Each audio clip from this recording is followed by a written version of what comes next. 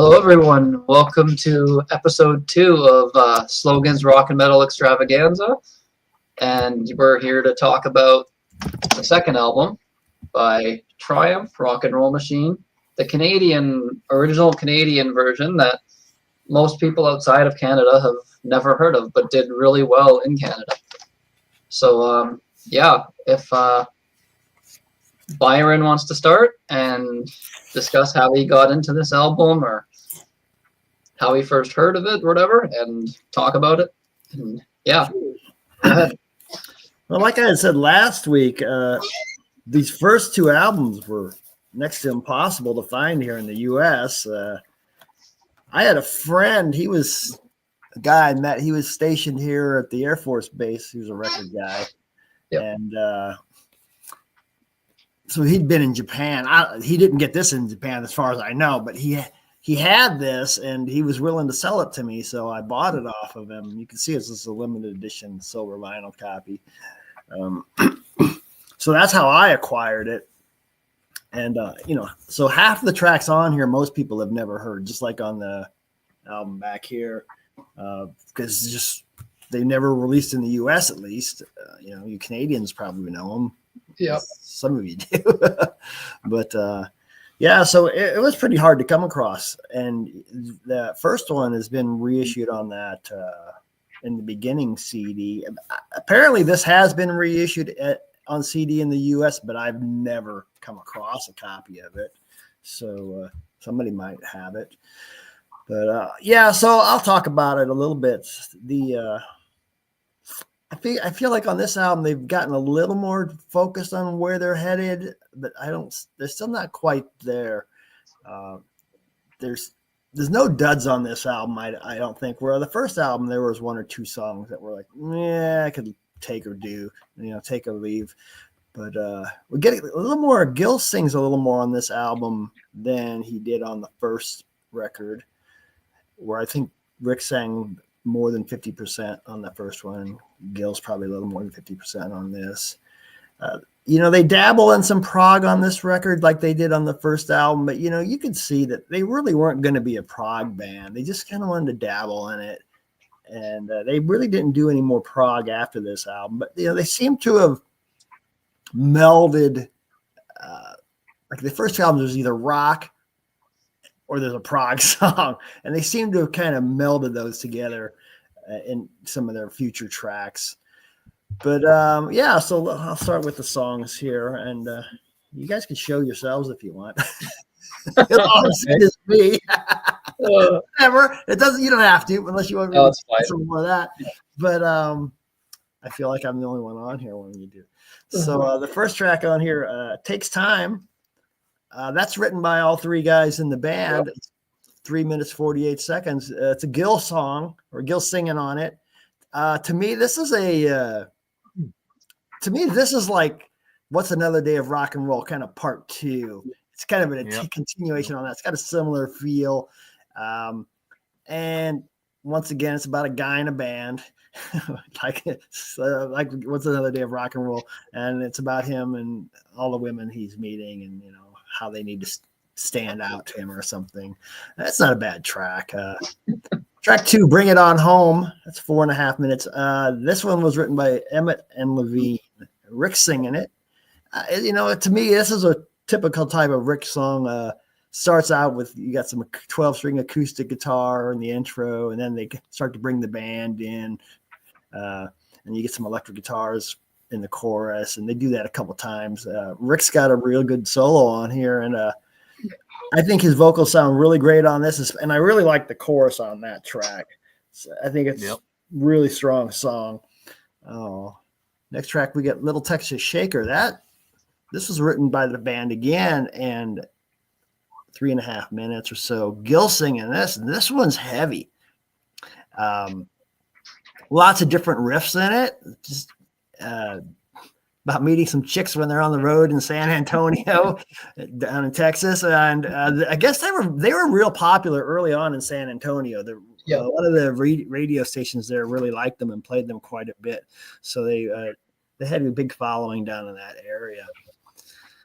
That's a really strong track. So then we get to New York City Streets. This is the two-parter. Gil wrote this one. The first part has Gil singing, but it's different because it's a slower track, and Gil hadn't really sang any slow stuff up until now. It starts with this mellow, like range 12-string guitars and some keys. The pace eventually starts to pick up, and then you get some backing female vocals, which was different for them. I don't know if they ever did that again. Maybe, but no, I don't think I can. Yeah. Then the pace picks up on this track, and it kind of goes into like this George Benson style jazz direction at the end, which is quite different for them as well. But they would do jazz further on down the line as well. Then part two, Rick singing, and but this is this is heavy compared to the part one. The riff, though, to me is basically Frankenstein. I don't know if you guys catch that. It's even got maybe a tiny bit of a LaGrange feel to it, but definitely at first I thought LaGrange, but then I thought, no, that's Frankenstein. It's got that same rhythm. It's got that da da da da da da. But then it kind of gets funky, a little bit like some James Gang or something. It's got a real long wah solo. Really, the song really starts cooking at that point, and we get more female backing vocals, and then it kind of ends with some more real fast soloing, and you get some like sirens, like you're in New York City. Maybe there's a lot of sirens there. I don't know. But that's the end of the first side. I think it's a pretty good side. Like I said, there really weren't any duds on that side at all. No. So we'll get to side two here. The City, which is a 3-part track, about 8 minutes or so. Closer to 10, I think. It's like 9.5. Yeah. So Rick wrote this. So it's like I said, it's a 3-parter.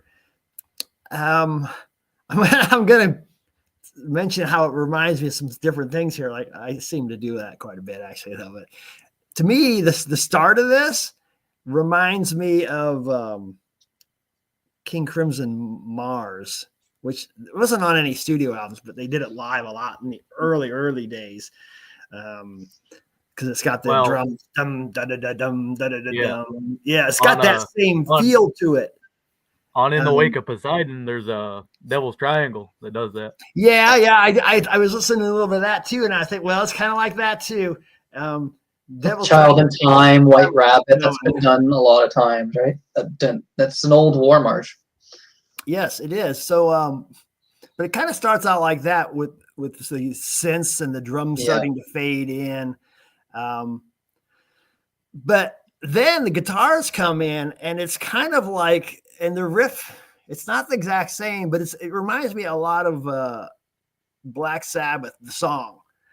That riff, da da da. But this is I wrote faster. It's the root. It's a little faster. It's the root, the 5, and the flatted 5. Where I think the Black Sabbath riff is the root, an octave, and then the flatted 5. I think, but it's very very similar. But then it kind of gets, as it's getting heavier, it gets into this. It's like a Spanish type feel. Da da dun da da da da da da. Whatever. You guys have to hear it if you haven't. But so that's like 2 minutes and 15 seconds of that section. Then it get into a minute 45 roughly of a classical guitar piece, which Rick does on every album basically. This one starts out and it sounds a lot like Malaguena. Or is that how you say that? I don't know if you guys know Roy Malaguena. Clark. Yep. Well, he did it. Yeah, it's an old classical piece. And but then it breaks into basically a Mediterranean Sundance type song section from Al Di Meola. It's got that same feel, real fast strumming type thing. Very good. So that's all there is for the side part 2. And then the part 3 we get.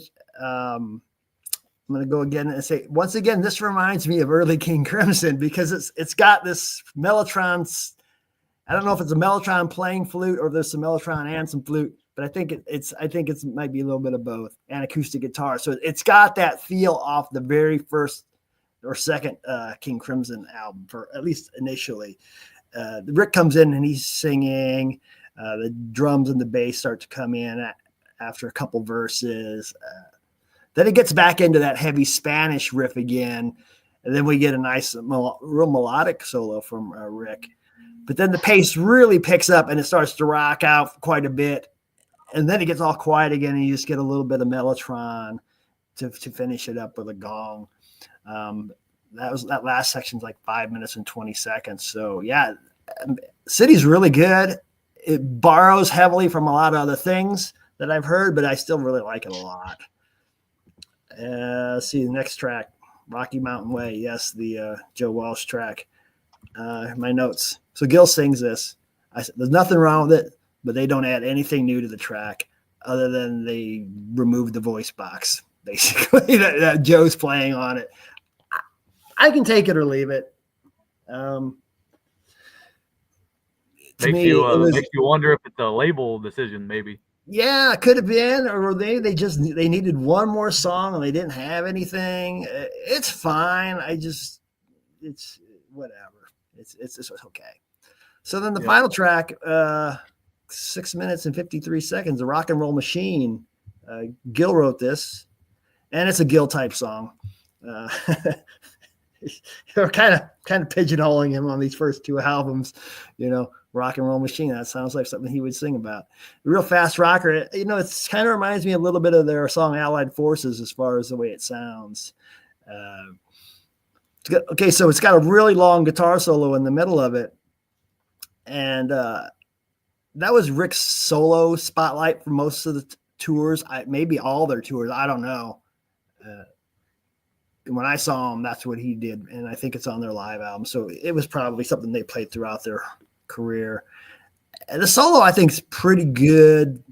But I remember, I don't know if it was something I read where Rick says that when he listens to it, he cringes. Because I just think he thought, he had evolved as a player since then, and he would have done something completely different, it sounds like, than what he actually did on there. But, I'll describe a little bit of the solo. I mean, there's not much you can say about solo.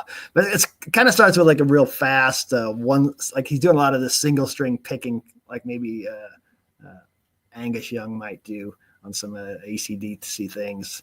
Then he goes into a tapping section. Everybody had to do some tapping back in those days. Eddie was really starting to come out.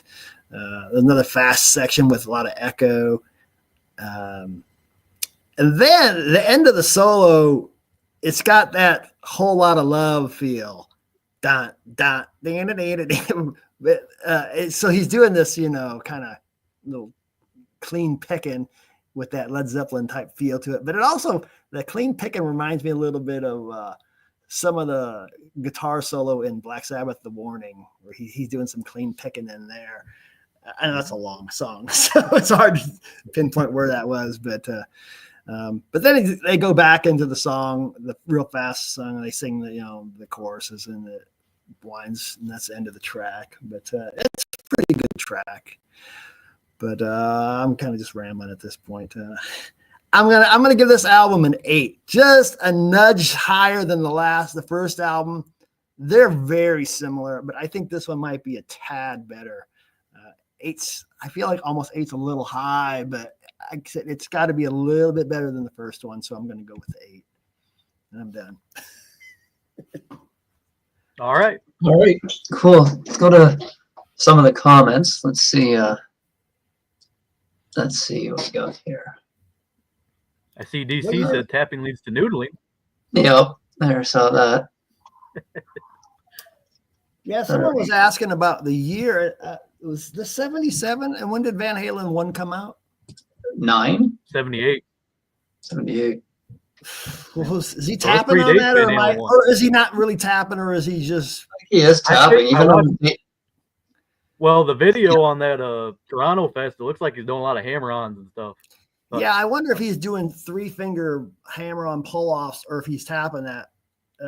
Because after I said that, I was like, "Well, God dang, what year was this?" Because I have to listen to that again. but it's got that tapping feel. Yeah. Tapping for leads sure. to noodling, DC. Well, he's not Malmsteen. That's noodling. Let's see. All right. Yeah, this was 77. Ernesto gives it an 8. This is My Mother. So this is before Van Halen 1. That's interesting. And Well, even the first album, it sounds like it. I don't know. Even on Street Fighter, it sounds like he might be doing some. Let's see. Webb gives it an 8. Techie Guitar Talk. Yep. Byron, do you play guitar? yeah, I used to play a lot. I rarely pick it up anymore. If on a scale of 1 to 10, I would say I'm about a. Maybe I used to be about a 6. Now I'm probably about a 4 or a 5 on a good day. I'm a 10. I was never really that great, but I mean, I could fake it. So. Yeah. All right. All right. Want to go over to Logan now? Yeah. Byron Shreds. Yep.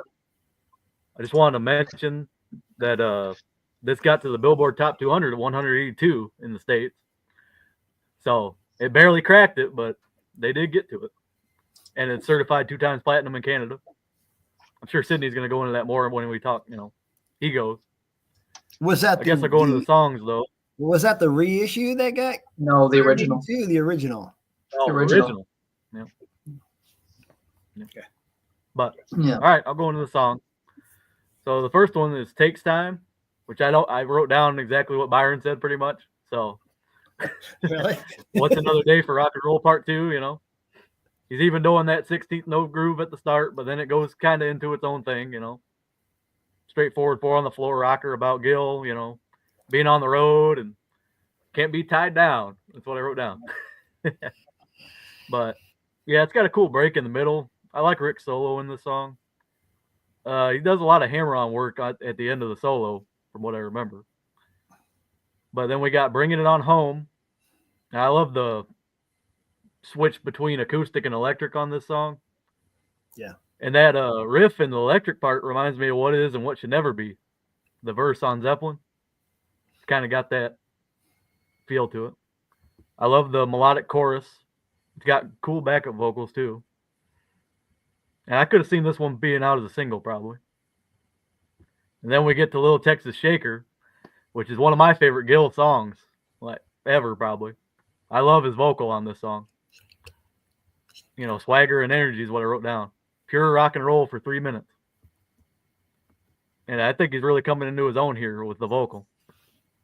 Some confident guitar riffs and soloing by Rick, too. But yeah. And then we got New York City Streets, Part 1. And I think you kind of start getting that proggy feel with this one, a little bit. I mean, it's not really prog, but there's some sections to it. And it's Gil's first softer ballad type song that he sung, like Byron mentioned.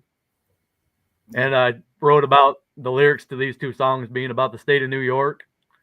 And I don't know what they'd talk about it now if they were talking bad about it in 1977. So, but yeah, I brought up the backing vocals. That's pretty cool from the females. I wrote down almost gospel feel to the track until they bring that jazziness at the end, like Byron was talking about. And then we got part 2, which I said the second part is unlike the first in just about every way. Opens with an awesome Frankenstein-esque riff, is what I said. Yep. Then it's Rick's turn to talk about New York. And I brought up the wah-wah work in this song, and I love that break that it's like funk kind of, that middle section of the about 2 minutes into it. Pretty cool. Great syncopation between the 3 guys showing all their talent before breaking into a great solo section showcase for Rick. But yeah, it's a pretty solid side. I don't think there's a dud on it, really. And then we go to side 2. We got The City, which starts with the War March, which I brought up to Byron about Devil's Triangle, it sounds like. And I wrote down Mars Bringer of War from Gustav Holst, which is where King Crimson got that from. Yeah. The classical piece. I like the choir use in the background of the section. It kind of gives it an epic feel. And obviously the drum cadence is pretty cool. And then you get Rick's flamenco stylings of I don't even know if I want to try to pronounce it. El Duende Agonizante. But I forgot to yeah, mention the names of those 3 parts. But go ahead. Yeah, what do you guys know what that means? I don't really. I could Short translate. something. You can look it Not up. sure. But you have a good ear because it literally says on Wikipedia includes rearrangements of Mars, the bringer of war, by Gustav Holst, The Planets. It's literally the same. Well, that's what they're taken from. I remember reading. I just when guessed. I got into King don't know Crimson, what that is. I just reading know it's an old war march. Yeah. Yeah. But that's cool. Where were we at? Rick showing off his amazing talent as a guitarist in this part with the flamenco styling. And then we get to the final part, which is Minstrel's Lament. And it really reminds me of King Crimson, like Epitaph. It's got that kind of feel to it. Kind of Rick giving lyrics about the state of society and influence, power, and control it has on people. It's got a great emotional solo from Rick and some cool unison lines with the bass and the guitar. It's pretty dramatic up until the last couple minutes when they go into a rocking riff. And then there's some mellotron at the end, too, with the choir coming back and a gong crash to end it off. But I think that's probably their proggiest they ever got, is the 9-minute long City. It's a good song. And then we get Rocky Mountain Way, which, it's okay for what it is. I don't really think they needed to cover it. I feel like it was a label decision, but maybe they just like that song. I don't know. And like Byron said, they take the talk box out. And, it was their first big hit. So, that's good for them, I guess. But never did much. That's probably the weakest song on here for me. But just because it's a cover, I mean. They could have put another, Gil track or something that would have been a little bit better for me. And then we got Rock and Roll Machine. And I wrote one word to describe this song is energy. Constant energy on the song with awesome. It reminds me of Stone Cold Crazy kind of, but it's just slower. Love Gil's vocal on this song. Kind of the early front runner for speed metal a little bit. And then they play like a chromatic line in the middle. And then Rick goes into a solo. And I wrote down about the same thing Byron did. I wrote down Mark Farner for the first part, kind of like Inside Looking Out. He's doing those switches between a couple notes there. Kind of reminds me of that. I'm sure Rick kept his shirt on, though. But tapping parts follow. And Rick uses some delay, makes some cool textures. And I wrote down Heartbreaker type licks at the end of the solo. Byron said Whole Lot of Love, but kind of about the same kind of Zeppelin feel, Well, maybe it was a Heartbreaker. Yeah. Kind of does that. Yeah. I get my Zeppelin mixed up. Then the band comes back in full circle and fires at all cylinders to end the album strong, is what I said. I said, overall, this is a great step above the debut. And the band's still showing that they can stretch out from just rock and roll and even throw some progressive elements into their sound. And I think they balanced them two pretty well. And I also mentioned the more I play this record, the more I enjoy it. I gave it a 9. Nice. Yep. That's my spiel. All right. That's not bad. Let's go to some of the comments. Yeah, good connection on the riff. Thank you, Wes. Kept his jumpsuit on. Yeah, Rick never took the jumpsuit off. Star Wars is based on it. That's interesting. I think Ernesto wanted props. Yeah, if I had props, they're coming, Ernesto, today. So that's why I had the background, but it keeps going off. Phenomenal in '86. Light show was blinding. Yeah. Wow. Awesome. Nice. All right. So my take's probably going to be a little bit different, but it's good. All right, so I'm going to start off with, so this album was actually huge in Canada when it came out. Let's get that off the screen, first of all, all right, so this album was huge. And just to show you how big this album did, like the original Canadian release of it, it went double platinum, which is 200,000 in Canada, which is... Oh. So I actually went through and made a list of albums that came out that year that everyone knows are huge, and to comparison. So yeah, Rock and Roll Machine sold 200,000 in Canada. Here's some albums that didn't even chart in Canada. Let There Be Rock, AC/DC. To chart is 50,000. So this is all under 50,000 sales in Canada. Let There Be Rock, AC/DC. You Get What You Play For, live album by REO Speedwagon. Sin After Sin, Judas Priest. I Remember Yesterday, Donna Summer. American Stars and Bars, Neil Young. Decade, Neil Young. CSN, Crosby, Stills, Nash. Spectres by Blue Oyster Cult with Godzilla on it. Didn't even hit gold here. Then there's albums that managed to hit gold. 50K, Low by Bowie. Songs from the Wood, Jethro Tull. Old Waylon Jennings.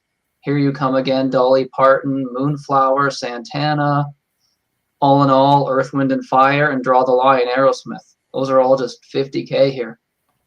So for Triumph to hit 200, then we get to the 100K. So these are albums that Triumph still doubled in sales in Canada. Book of Dreams, Steve Miller Band. Wow. Love Gun, Kiss. Foreigner's debut only did 100K here. Even in the Quietest Moments, Supertramp 100K. Cat Scratch Fever, Nugent. I'm In You, Frampton. JT by James Taylor. Superman, Barbra Streisand. Here's one that shocks me the most is Grand Illusion by Styx. Only did 100K here. But Triumph did 200. Go figure. I can't believe that. Go ahead. Yeah, go ahead. Farewell to Kings, Rush only did 100K. What Rush album came out that year? Yeah, it was the same. Yeah, it was this. Yeah. Farewell to Kings. Chicago 11. In Color, Cheap Trick. Point of No Return. Kansas. Alive 2. Out of the Blue. ELO. Running on Empty, Jackson Browne. And Eddie Money. Those are all albums that Triumph doubled. And now here's some that they equaled in sales that year in Canada. 200K. Animals by Pink Floyd. Little Queen by Heart, Peter Gabriel's debut, I, Robot, Alan Parsons, Elton John's Greatest Hits Volume 2, that's the one where he's playing cricket on the front. Asia, Steely Dan did only 200K here. Simple Dreams by Linda Ronstadt, and then ABBA, the album, that weird sort of self-titled one, I guess you would call it, the later album. So yeah, like these are all albums that they either quadrupled in sales or even had like equal. It was just nuts. And then just to throw in there, News of the World did 300K only. So Triumph was only 100K shy of selling what News of the World sold in Canada. So just even that alone is fascinating. It's just, that's how big they were here. When I read that Grand Illusion, I thought, it's got to be like 3-4 times platinum in Canada. Nope, platinum, 100K. I couldn't believe that. It's just, maybe it would be different if you recertified this stuff, but back then, like it just shows like Triumph was selling out arenas here in Canada. They became more popular later on in the States, and their popularity declined here. Like, it's the Rock and Roll Machine is their highest selling album in Canada, and you couldn't even get it anywhere else. Go figure. It's just, that's why it's strange to me. That's weird. Like, I just nobody down here knows it. It's so not even just in the States, anywhere else. Like it was an international released with the different track listing, right? A lot of that could have been exports too. Then, if you couldn't get it anywhere else, it probably was heavily exported. Probably. So let's get into the songs. So we got starts off with Takes Time. Now that you mention, I do hear a little bit of that What's Another Day of Rock and Roll feel a little. It's not as the disco beat's not really as there. Oh. It's Couple it's a way seconds. better it's a way better song. Oh yeah. And it's honestly, that's one of the first Triumph songs probably the first Triumph song I heard, because growing up, my parents used to play this album all the time, and it's the first song on the album, so it was always one that I heard, right? So I thought it was just like some big radio hit because I was hearing it all the time being played in the house. So to me, in my mind, it was like this big, huge hit song. And then, yeah, then it's a great song, just a good, just a solid rock song. I don't know, it should have been like a huge hit everywhere, because like it's accessible, it's heavy, but it's still accessible. Like it's really, really catchy. All these songs for the most part are really catchy. Gil's got a great voice. Rick's got a great voice too, but Gil is still a phenomenal singer, and the fact that he's the drummer as well, and I don't know how anyone drums and sings. And he's not just steady, simple beat drums. He throws in like a lot of drum rolls in between. Like he was huge into Bonham. Like you can hear it in some of the playing. Like he's very heavily influenced by John Bonham. So then, second song, Bring It On Home, yeah, starts off like it's ballad, and then it gets heavy, and Rick's voice suits. I can't see Gil doing that song. Rick's voice is perfect for this song. And it does have a bit of a Zeppelin feel. I mean, the title alone, Bring It On Home, but yeah, like the leads are very, yeah, it does remind me of Zeppelin, but it's its own song. It's solid. That should have been released as like a single and made it onto the US rock radio, but I find it's a really good song. And then, yeah, we got Little Texas Shaker, which I kind of have a somewhat funny story about. When I was younger, I don't know how old she was, my sister, she would have been maybe, I don't know, 10, 12 years old. I would play this album for her, and back then she used to do like a lot of live theater and singing. So one time I just let her alone in my room to let her listen to the album, and she just kept playing Little Texas Shaker over and over again.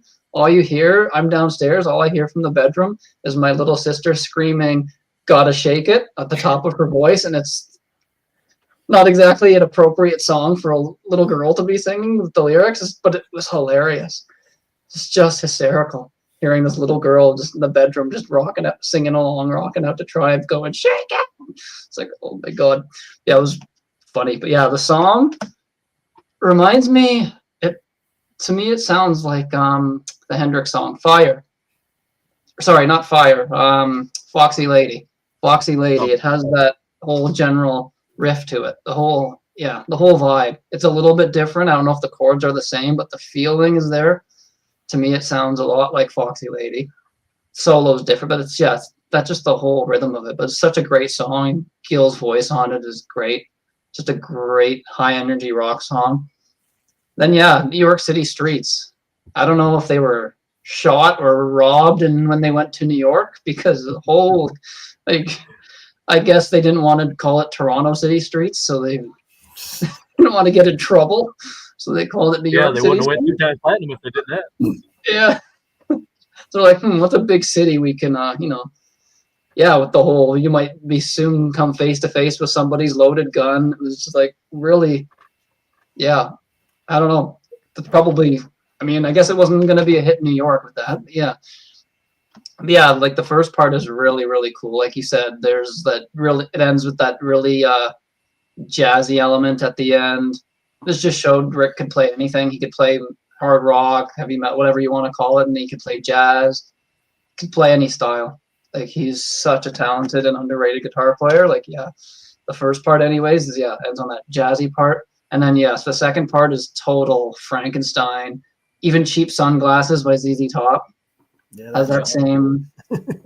That riff's probably been used. Frankenstein's probably the first, unless there's songs that are older that anyone can think of that have that riff. That riff was borrowed from, but to me, it's Frankenstein. And then there's that part where after this first solo, where Rick holds this really long note singing Streets. I've timed it. I think it was like 21 seconds. It's ridiculous. He just holds this really, really long note on the Streets, on the E, and then does like this really high pitched scream, almost like power metal style singing from him on that.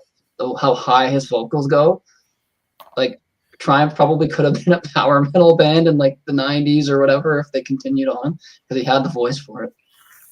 And then they, the ending of it, when it goes to the really, really fast playing again at the very end, and it just picks up and just kind of fades out.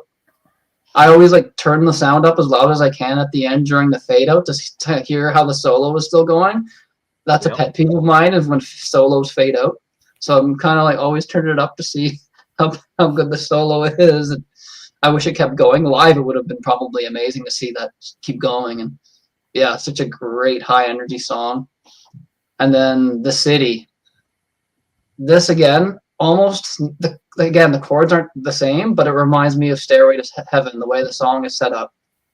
Like there's no like acoustic section in the middle of Stairway. That's like a totally other thing. But yeah, the beginning though, like the War March, yeah, that's total, like that's been done. Like even Love Gun, they did that, right? That whole that whole drum beat. The way they do it almost kind of reminds me of the first Batman movie with Michael Keaton by Tim Burton, where Danny Elfman did the soundtrack. The whole, in the beginning of that, it kind of has that sort of feel to it. There he's got the Batman poster ready to go. Wow, that was a fluke. I did not discuss that with you ahead of time either, did I? Nope. Oh, that was just a fluke. Yeah, it has that feel like it. But yeah, it starts off with that really, really heavy War March.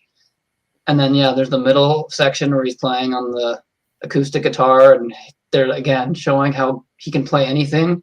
He can play classical music. He can play jazz, hard rock, pretty much anything. And then, yeah, the part that reminds me most of the Zeppelin, though, I don't know if it's a mellotron or if it's keyboards playing a flute sound like they did on Stairway. Because that part reminds me of Stairway to Heaven with like the flute going. And then even at the end, when it really picks up, at the end, it kind of reminds me of the fast part of Stairway, when it gets really, really fast at the end. And then there's like the little part of the solo, though, before that, gives me vibes of David Gilmour from on Comfortably Numb. That's what that solo kind of reminds me of. It's very bluesy, has a very David Gilmour kind of bluesy vibe to it. But yeah, great song. I guess you could call it prog. It's sort of, but yeah, it is definitely the proggiest song they've ever done, but great, amazing song. And then you go to Rocky Mountain Way, which I actually love. When I heard it, I didn't even know it was a cover. I thought that was like some original, because you heard that. You never hear like the Joe Walsh one on the radio very much. I don't listen to the radio anymore anyways, but I used to all the time in the car with my parents, and you used to always hear the Triumph version on the radio. Almost every day you would hear it. But yeah, you would never hear the Joe Walsh one, so you just assumed it was like some Triumph original song. And I don't even know if the Joe Walsh one was a hit right away. I mean, you can correct me on that. I don't know how big that song was. Like, I don't know if it was a hit later on a Greatest Hits album, if the original was, or yeah, I'm not too sure. Well, I'd say when he joined the Eagles, it probably kind of. Probably.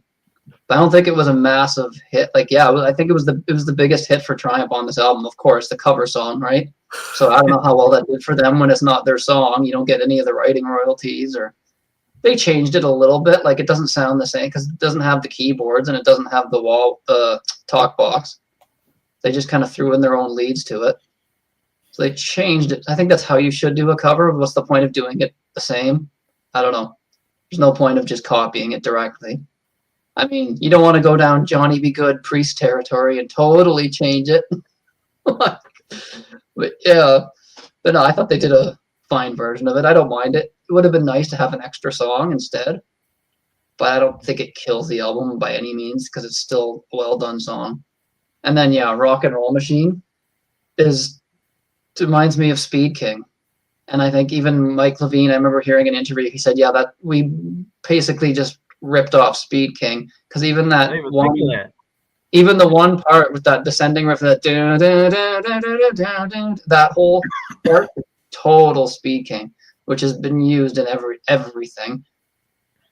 Like, yeah, that's been done so many times, but I get pumped up every time I hear that because it's such a cool it's just such a simple like thing, but it sounds so cool, especially the way they did a good job with that. But yeah, the song's not 100% original by any means, but I look at it as like a tribute because it's called Rock and Roll Machine. I look at it as their tribute to like the bands that came before them, because you even got like the solo is Heartbreaker total. I'm pretty sure it sounds note to note the Heartbreaker solo. That part where there's just him doing leads and no rhythm or anything, and it's just the leads. It sounds to me just like Heartbreaker.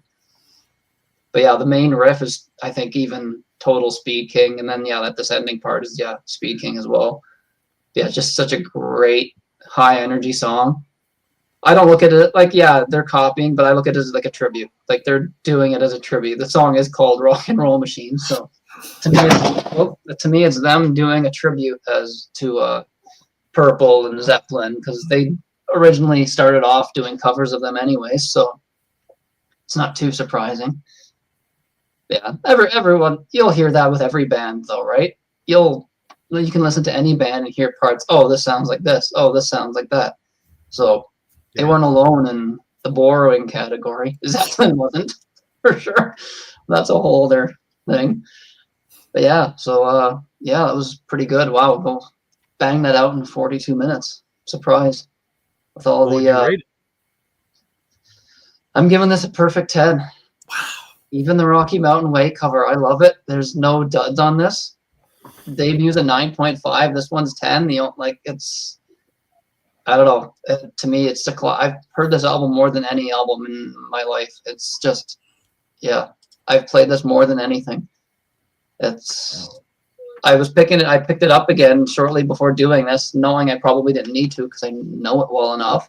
But it had been like about a year probably since I listened to it. But it used to be one of those albums that like I'd probably listen to like 5 times a year at least.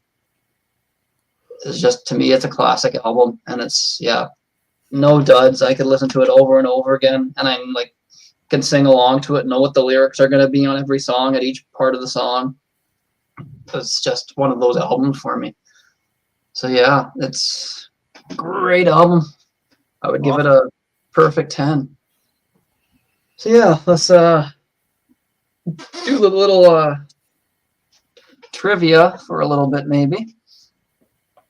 Maybe keep it to one question here. Just make it sort of a difficult question, but not too bad. All right, so what was the song my sister was screaming along to in my bedroom? And you don't have to come on the show. If you get this right, you get to pick an album for us to review next week after we do Just a Game. Oh, Webb got it. Webb. There you go. And no troll picks. Don't go picking Madonna or, I don't know, Backstreet Boys. Nothing stupid. Nothing like. Try to keep it rock and metal. So what would you like us to review, Webb? After Just a Game next week, we'll be doing another album after Triumph. Yep. Just a random album, right? Prove that he got it. There you go. Texas Shaker. Webb's paying attention. Moxie 2. Wow. I don't know that one. I only have the first one. Moxie 2. Yeah, I actually don't own any of them, but like, yeah, I love Grab a Stack of Rock. Who is this guy? Kick him out. Moxie 2. Well, there you go. You got some homework, Moxie 2. There's no homework for that for me. Thank you, Webb, for picking something I know that I don't have to even listen to. Yeah, that's for me. Moxie 2, another great. You had the first one, Landon. If you went riding high, Logan, you had the first Moxie. I've heard it. I don't own any of them. Riding High, I think, is the best. But yeah, Moxie 2 still. They're all great albums. But yeah, that's a great choice. All right, so next week after Just a Game, we'll go into Moxie 2 as well. Yeah, sounds good. Moxie 2 is good. Gary probably would have picked that then. Maybe. All right, so now we're going to go into Dehumanizer because that's what Gary Joyce picked for us to do. Am I in on this? Up to you if you want to stay or not. Let me go grab my coffee. I'll stick around for a little while. Okay. Joining us for this I don't know if anyone's noticed in the description of this video, is some guy known as Mike Ladano. A few of you might have heard of him. His channel, Grab a Stack of Rock. Good afternoon. Good afternoon. Been rocking this album all week. I've been chatting with young Logan. Hey, Byron, how you doing? I'm doing pretty good. I've been chatting with young Logan about this album all week. We've been talking about some of the obscure facts and unreleased tracks, and I'm ready to go. I'm ready to do this. All right. Perfect. Yeah, it's a great album. I've actually got the original CD, not the remastered one. I've got the original with the bonus Wayne's World Time Machine on it. Yep. Is that the original too? This is not the original. This is a reissue that came with the Rules of Hell box set. Okay, that's cool. It looks really sweet on the inside. I don't know if this comes off on camera, but you can see that the jewel case is actually a glossy black instead of like a ridged. Cool. Yeah, and the disc is black as well. It just looks really cool. But I also have, of course, you mentioned the Deluxe, which has all the B-sides and an unreleased live song. Cool. Yeah. And we've been rocking them in the office here all week, and driving people crazy. A little bit, possibly. I mean, not everybody digs Black Sabbath, but especially this album, it's heavy. People are like, "What's this guy listening to?" Yeah, and I think if you want to give this album some context, in 1990, Black Sabbath came out with a really, really swell album called Tear with Tony Martin, and it didn't do anything. But here's something cool. This is the 12-inch single for Feels Good to Me from Tear. Okay. And on this 12-inch single is an extended live version of Heaven and Hell with Paranoid. This is in Moscow. Recorded Moscow, November 1989. And way back in 1989, they had already a prototype of the riff for the song I, which would make it onto Dehumanizer. You can hear it clearly. It's during the band intros when Tony Martin is introducing the members of the band, and then when he says, "And Tony Iommi on guitar," it's like Tony goes into that riff, And so they had that riff as far back as '89 and probably earlier as well. So there's some of the genesis to this album, but there'd always been this kind of like, oh, Black Sabbath isn't really Black Sabbath without either Ozzy or Dio, right? And that's not fair, because they did some fantastic albums during that time. It was a little disorienting as a fan, admittedly, because I jumped on board when Ian Gillan was the lead singer, and then all of a sudden I'm seeing this new Black Sabbath video on TV, and it has this bearded guy named Glenn Hughes on vocals. And then a year later, they've got a completely different lead singer, and he's got long black hair, and it's Tony Martin. So it was a little disorienting. I was a Tony Martin fan, though. I liked Tony Martin. I was disappointed that his era of Black Sabbath didn't last. But of course, what we got out of it was bam. Right? Got a great voice, Tony Martin, but yeah. Yeah. And, unfairly so, he was always dubbed a Dio clone. He lived with that tag through the 80s albums. And, I could understand him being like, well, good riddance to Black Sabbath. But they got Dio back. And here's the thing, is that you've got Black Sabbath themselves, the band, Tony Iommi, Geezer Butler. They're very strong-willed guys. But then Dio comes in, and he's got his own ideas. And he's come off of a solo career where he's been the leader for all those years, right? They start butting heads. And the thing they start butting heads about is the drummer, who at the time was still Cozy Powell, who was a holdover from the Tear lineup. And it was Dio who said, I don't want to work with Cozy because Cozy doesn't know how to jam. I don't understand what I can't imagine Cozy Powell not knowing how to jam. But Dio claims, and I have written Meat magazines in my other room there with this interview, where Dio says Cozy Powell came into the room and he couldn't jam. So we got rid of him. Cozy also had a motorcycle accident at the time, which took him off onto the sidelines. But they got Vinny Appice on drums. So they completed the Mob Rules lineup. It is now a resumption of the Mob Rules era. But weirdly enough, Vinny Appice's name was kind of like separate from the other three guys in the credits. It was Iommi, Butler, Dio, and then Appice and the keyboard player Jeff Nichols. It was really weird. I didn't understand it then. I don't understand it now. And I think it was the same on Live Evil. I think they separated the names kind of similarly on Live Evil. Sorry. Okay. What was I going to say? Blah, blah, blah. They got Reinhold Mack, who'd done some Queen albums in the producer's chair. And an odd choice, and the only time he's worked with Black Sabbath.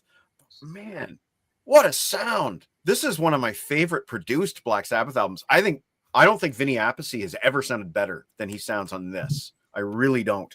You know, that opening drum part? It's so good. Like, it's unlike a lot of the prior Black Sabbath drum sounds, I think. But I don't know. You want me to start going through them track by track? Yeah, it's up to you. Okay. Yep. Okay, so Computer God, right?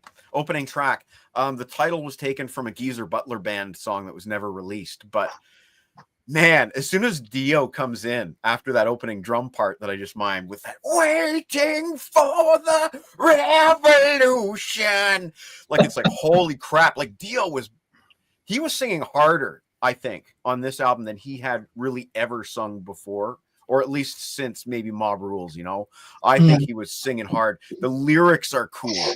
You know, it was the early 90s and everybody was cyber this and cyber that. And there's a cyber robot Grim Reaper zapping a young long-haired teen guy and turning him into a robot. Yeah. Like, that's crazy artwork. I don't know the name of the artist, but he also did the next Dio album, Strange Highways. You can totally see the similarity there. But there's a line in this song that I just loved as a kid. Termination of our youth, for we will not compute. I mean, Dio, he was like, what, 50 at the time?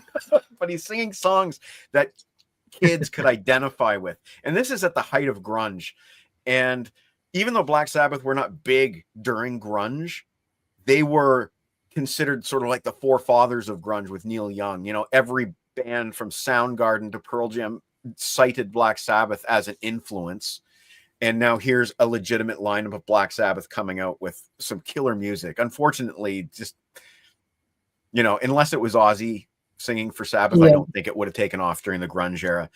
But then we slow it down. Computer God is kind of interesting because it has that rip-roaring ending. It starts off slow and goes to a rip-roaring ending, but then we go to a real slow, sludgy one, After All the Dead, and it has this really kind of slithery Iommi.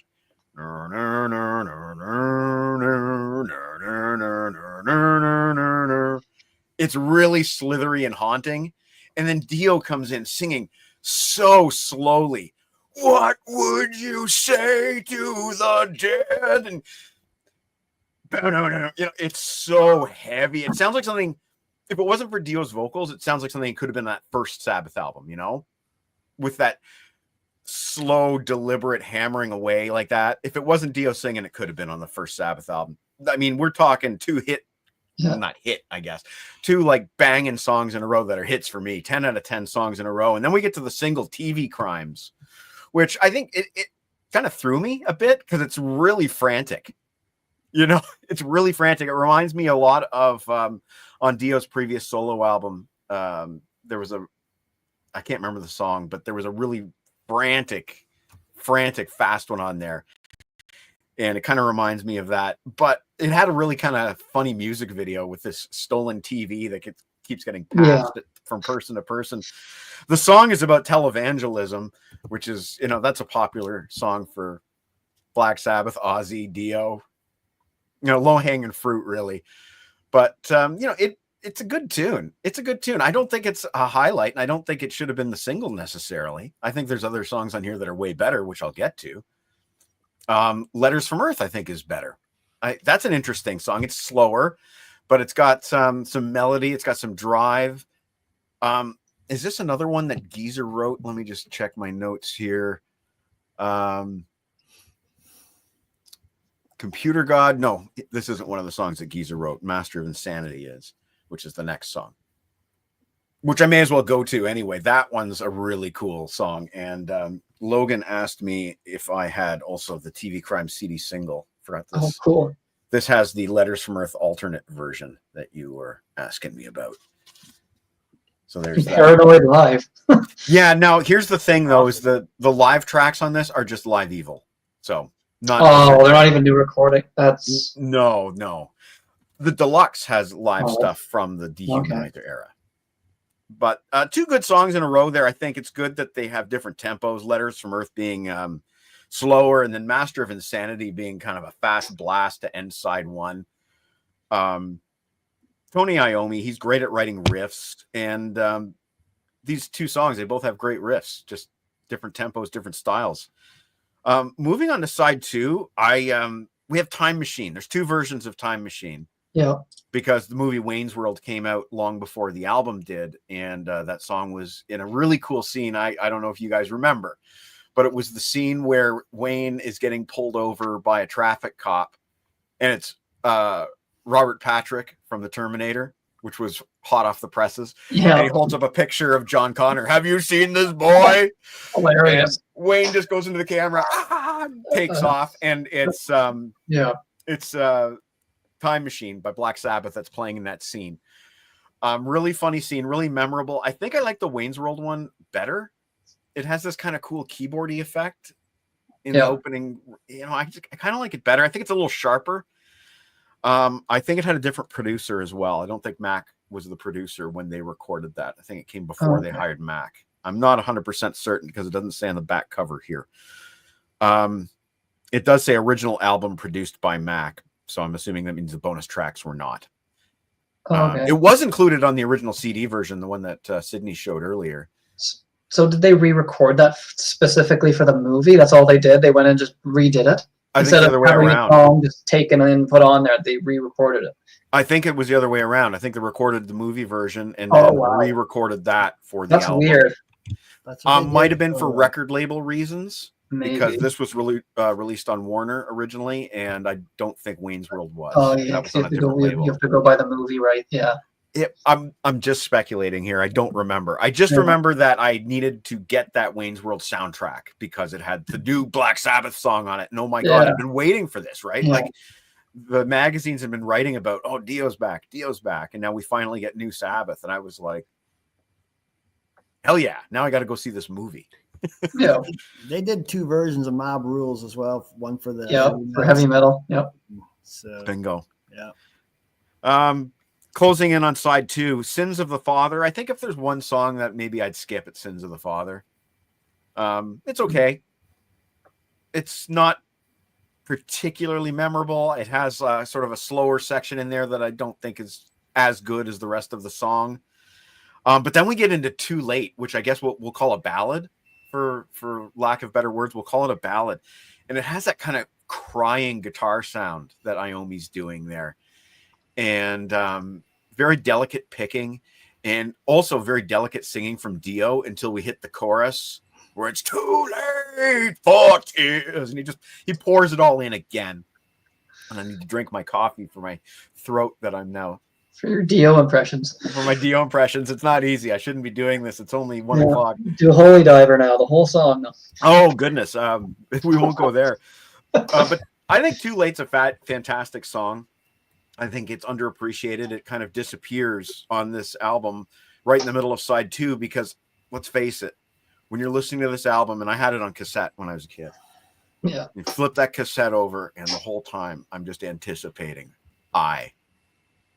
because I don't know, gentlemen, are we unanimous on this that I is the greatest song on this album? Are we unanimous? It is for me. Okay. That riff, my God. And then the words, the lyrics, and Dio's delivery. I am anger under pressure. You know, locked in cages, the prisoner, the first to escape. I am wicked. I am legion.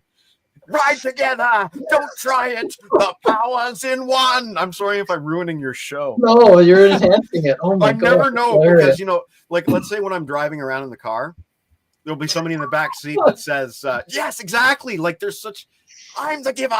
I'm the taker, the maker of war. I'll smash your face in, but with a smile. Like that's just vicious. It's vicious, man. And it was the early 90s, and everybody was pissed off in the early 90s, right? I'm gonna get my guitar out so I can play along to your singing, man. Man, we should form a band. But like, I hope I'm getting across how fucking sorry. That's all right. How great this song is. Like, it is a monument. This is up there with the greatest Black Sabbath riffs and songs. You put an Ozzy era song up against and I would say you'd have an even fight.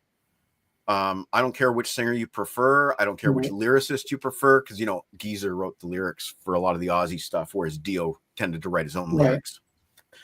I like Dio's lyrics on stuff like this. You know, he could get a little out there, you know, with riding tigers. You can see his stripes, but you know he's clean. Don't you see what he means? Like, I don't see what you mean. Like, literally, Ronnie, no, I do not see what you mean, okay? But this is not like that. He's not singing about rainbows. I don't think there's a single rainbow on this album. Correct me if I'm wrong, guys. Like, that could be actually the first. There's only one?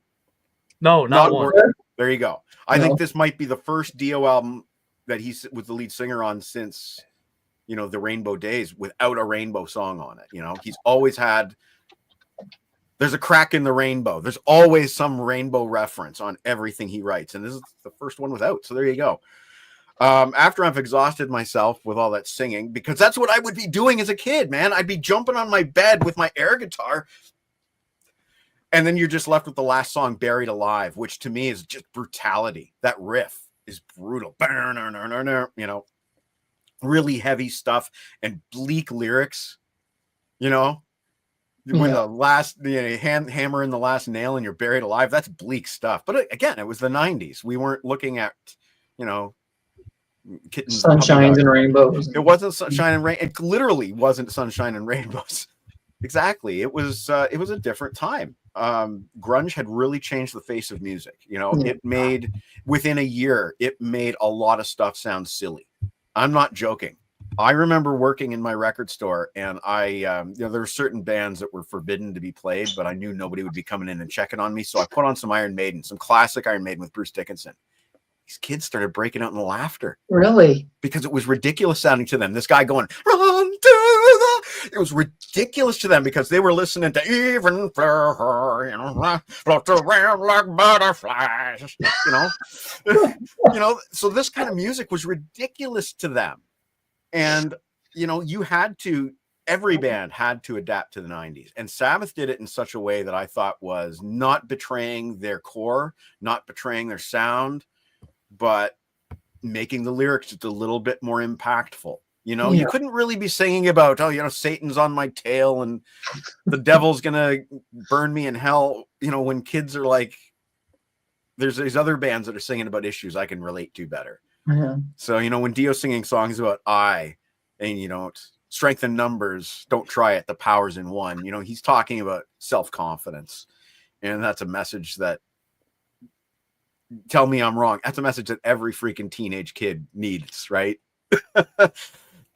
You know, teenage life is hell. And, you know, the truth is that bands like Black Sabbath, they were still trying to sell to what they called the kids in the interview. You know, sure, their fans were in their 30s, 20s, 30s, and 40s as well. One of those kids, the ones that would go out and they would buy the CD singles and they would go out and they'd buy the t-shirts and everything else and hopefully go and see the live show.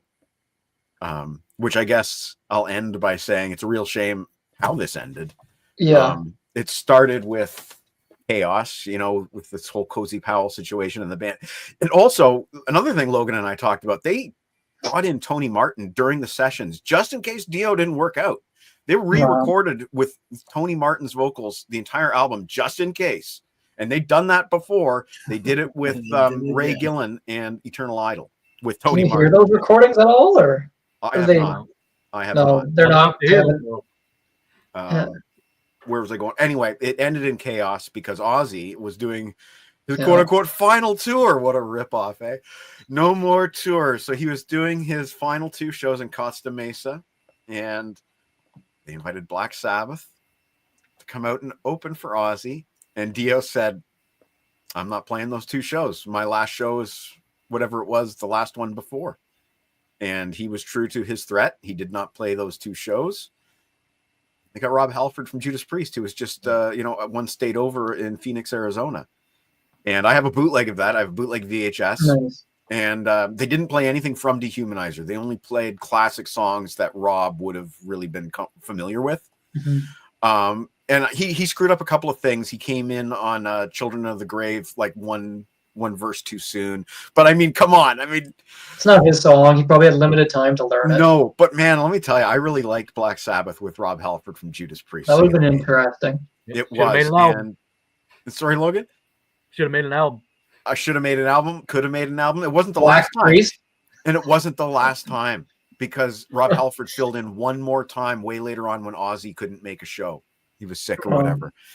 But they Black Sabbath with Rob Halford opened for Ozzy, those 2 gigs. And then at the very end of the second gig, I think only the second gig, I might be wrong, the original Black Sabbath reunited for 4 songs with Bill Ward on drums. And what do you do for an encore from there, right? Like they've got no lead singer. Vinny Appice took off to go with Ronnie back to Dio. So it's Geezer and Tony. So what do? You call up Tony Martin and you carry on. And that's exactly what they did. The end. Yeah. Mama. Tony's kind of like that woman who's married to the guy and he's always wanting to get back with his ex. She just keeps putting up with it. It's true. He leaves her and he comes back. It's true. And Gary, it's cool stuff. It's cool stuff. Yeah. Killer. Yeah, it's a shame. Like they did patch things up because then they did that Heaven and Hell album, right? Yeah, that would Later be on. So the third reincarnation. And I think that incarnation. lasted, right? It lasted until Dio passed, so they obviously were past all that nonsense. And yeah, it's called maturing and realizing that there's fewer days ahead of you than behind, and you better make it last now. I think Tony was listening to too many of the wrong people. I think there were a lot of people that were listening to too many of the wrong people. Yeah. Don't forget there was also at the same time Ozzy wanting to do one more Black Sabbath album and tour, and they could never. Took them years to come to terms. Like I said, that would have meant no band with Dio in it anyway. So like, why would he agree to that? Like you're gonna kick me out. Why would I open for a guy that's kicking me out of the band right after? It's weird. I totally get Dio's point of view. Totally get it, even though I don't like what happened. Yeah. Did you ever watch the tour bus interview shortly after it happened? No. There's an interview of him. It's like 4 parts of like him talking about it. And he's just, it's funny he's doing this interview because the whole time he's like losing it and getting so angry and about the whole situation. He's like, and whatever they tell you to the media, don't listen to them. They're full of this. And he's all like, oh my God.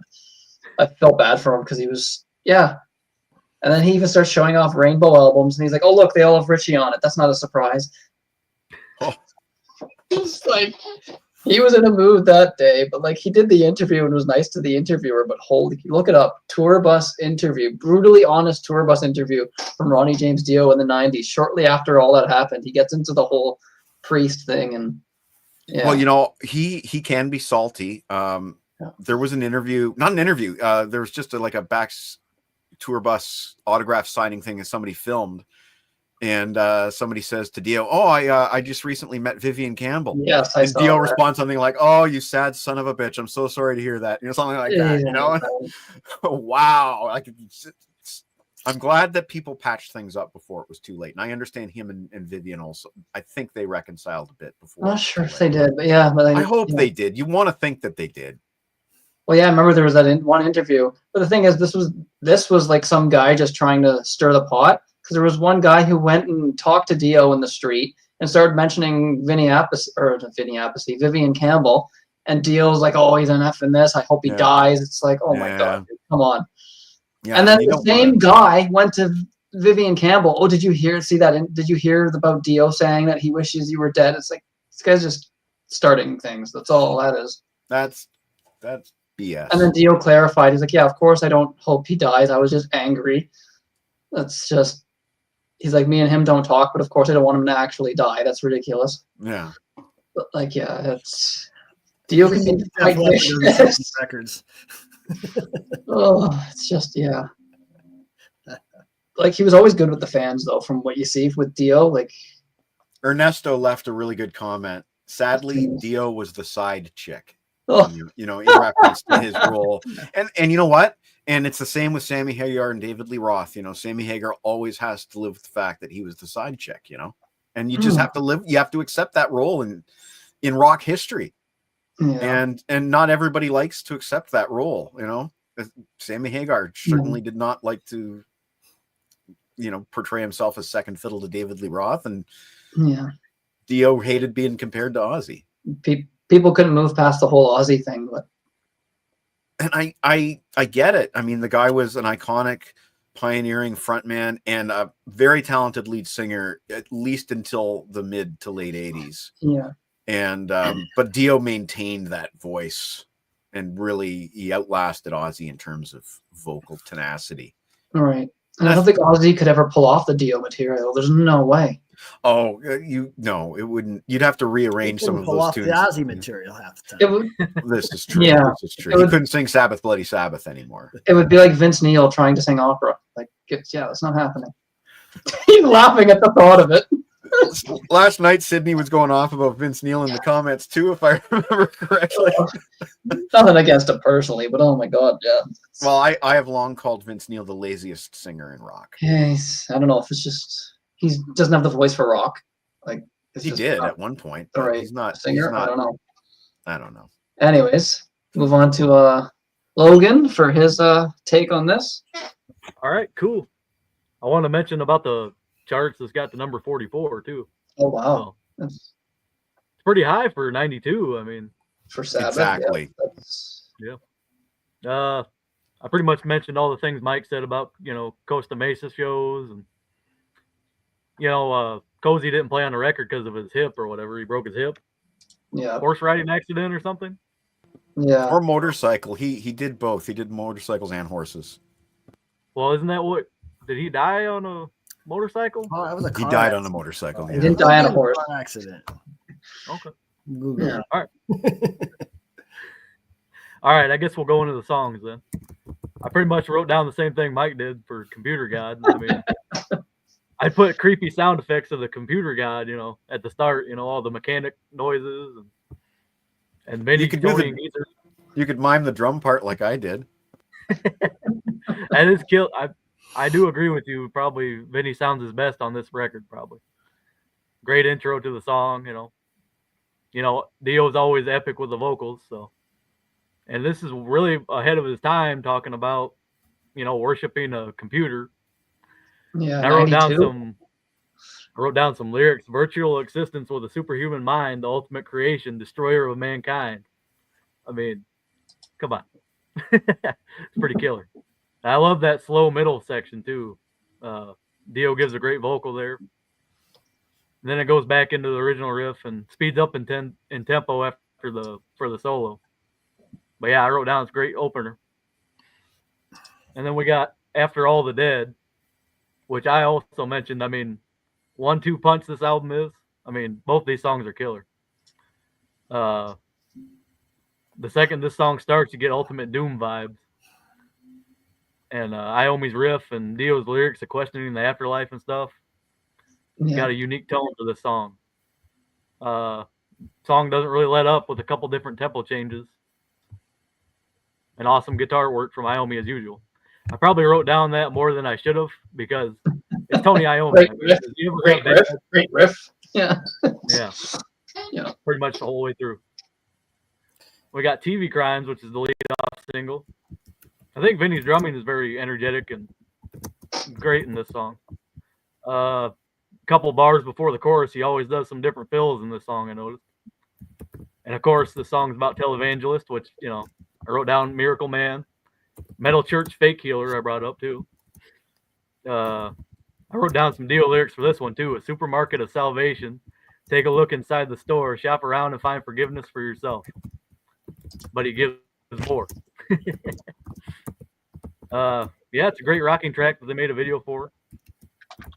And the last line of the song plays the riff that goes into the verse. I thought that was pretty cool.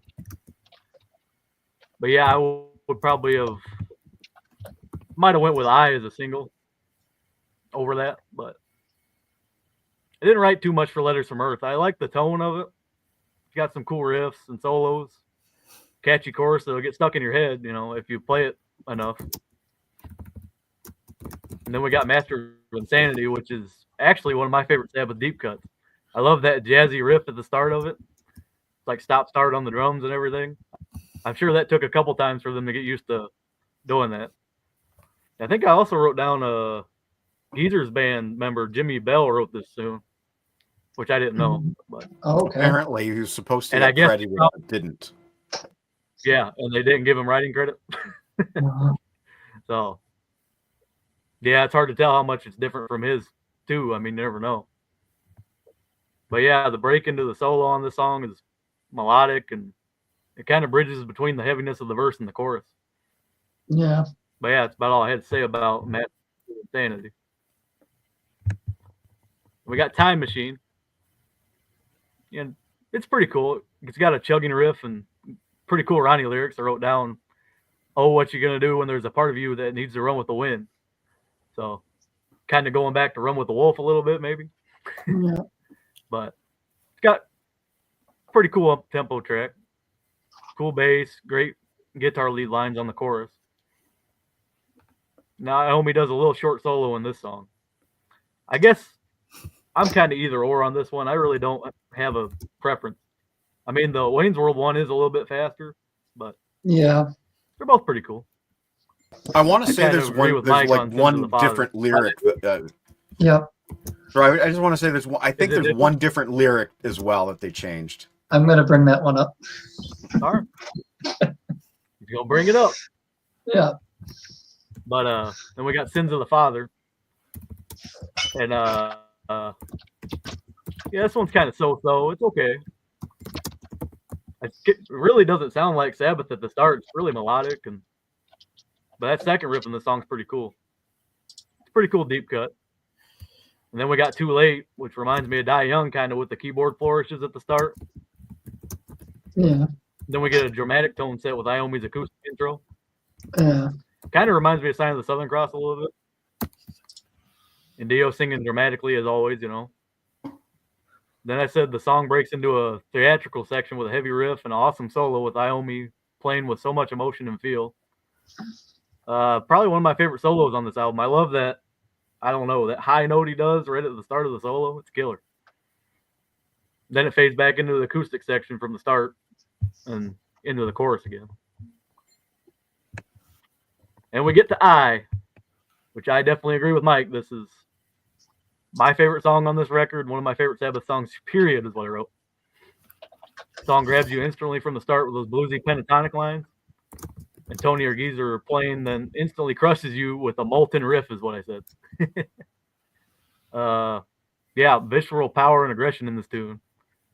Ronnie giving these lyrics is everything, and what great lyrics about self-confidence is what I wrote down in the notes. Yeah. It's a great Iomi solo filled with wah-wah guitar and verse and chorus, and then we ride out of the song with the no, no, no backing vocal. And I said that kind of reminds me of an Ozzy kind of thing. And Tony goes off the last minute or so of the song. Pure metal greatness is how I ended the notes. So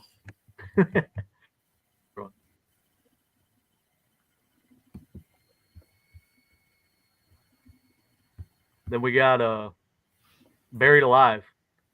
This song reminds me of Zero the Hero, kind of, from Born Again. Yeah. Okay. Yeah. Actually, yeah.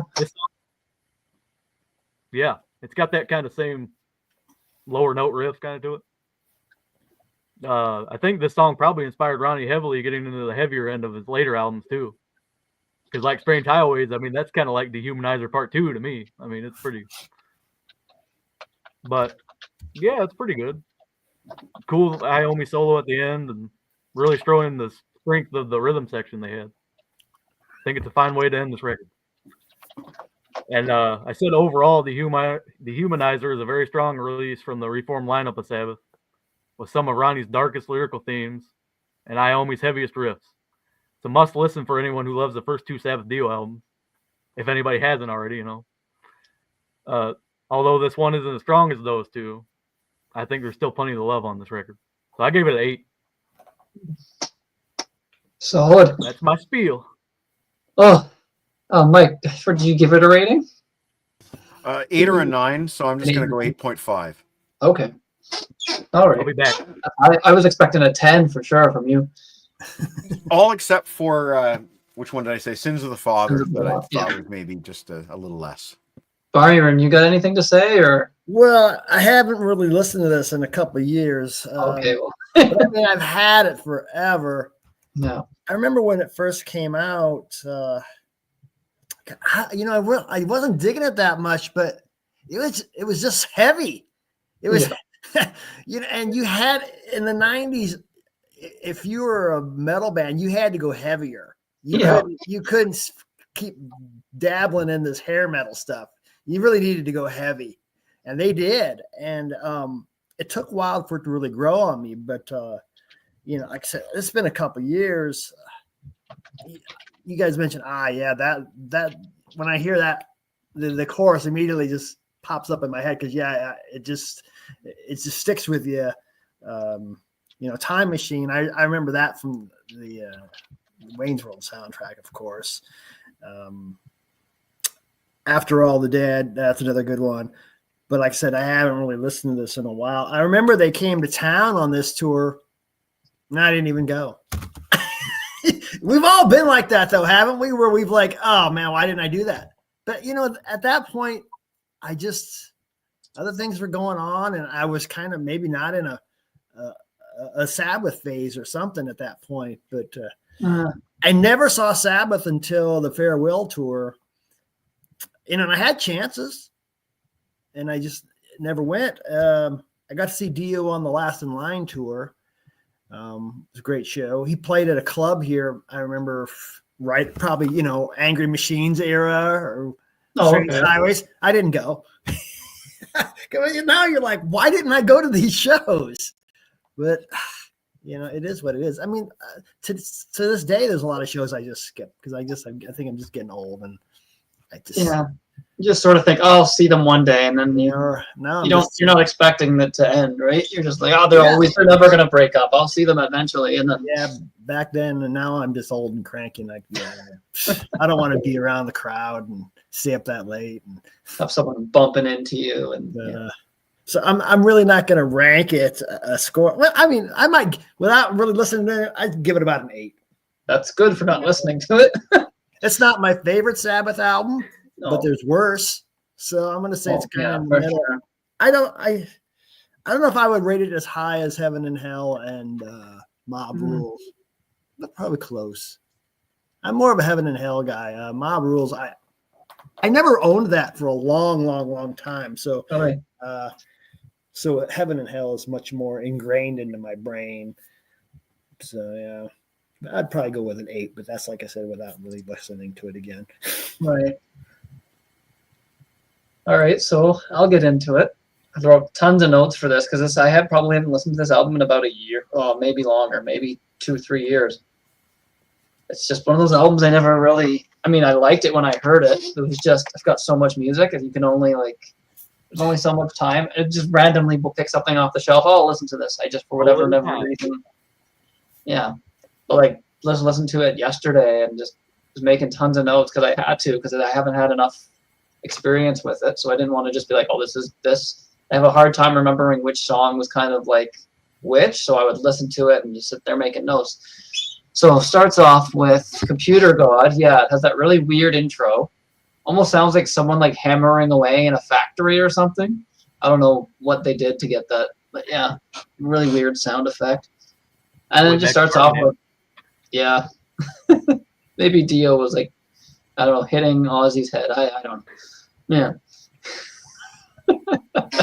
Who knows? Yeah. Starts off with these slow, heavy riffs. And then that part where he sings, There's Another Side of Heaven. It's just so catchy. It's just such a great chorus. It's a heavy song, but the chorus makes it really heavy. Or really catchy, sorry. And yes, we're still lumbering on. I just texted him with Grant. I think he's watching the Ohio State game. Then there's the slow part in the middle, and then it goes back to the verse. making you think it's just going to repeat the verses over and over again, but then out of nowhere, it just gets insanely fast. And there's this great solo at the end. Then it just goes back into Dio singing the verse, and then goes back into another solo. And right off the bat, this is my favorite song off the album. I just love the changes. Like at first I'm thinking, okay, it's just going to be this like slow kind of doomy song, but then that solo at the end, it comes out of nowhere because you think it's just going to go back to the verses, right? And you don't expect it to get fast. It just gets fast out of nowhere. So I love those tempo changes.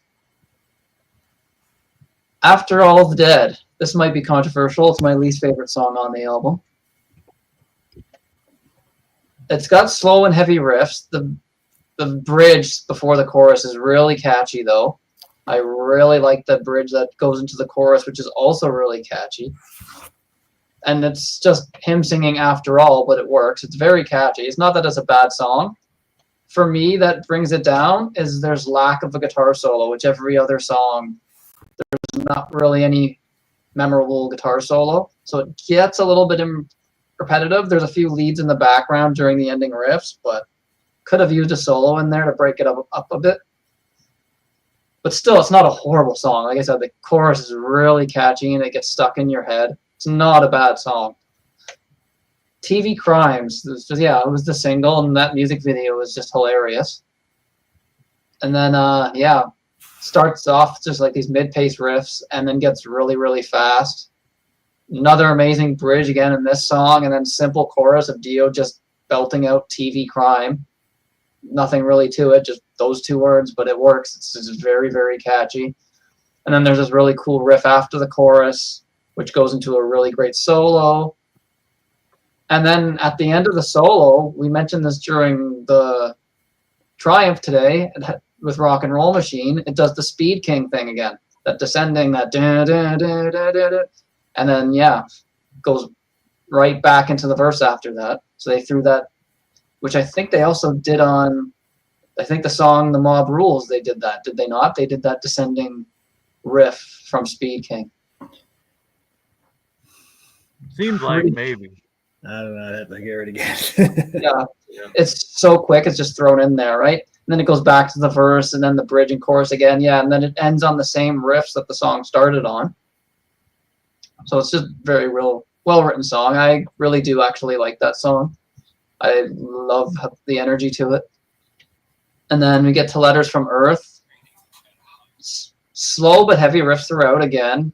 And then again with the catchy, simple chorus, just singing Letters from Earth. No other parts of the chorus. But he made these title song choruses with nothing else in the chorus work. When you're literally just singing a few words, but it just somehow works. It's so catchy. And that's not easy to do, just to make a couple of words your chorus and make it memorable. But it really works.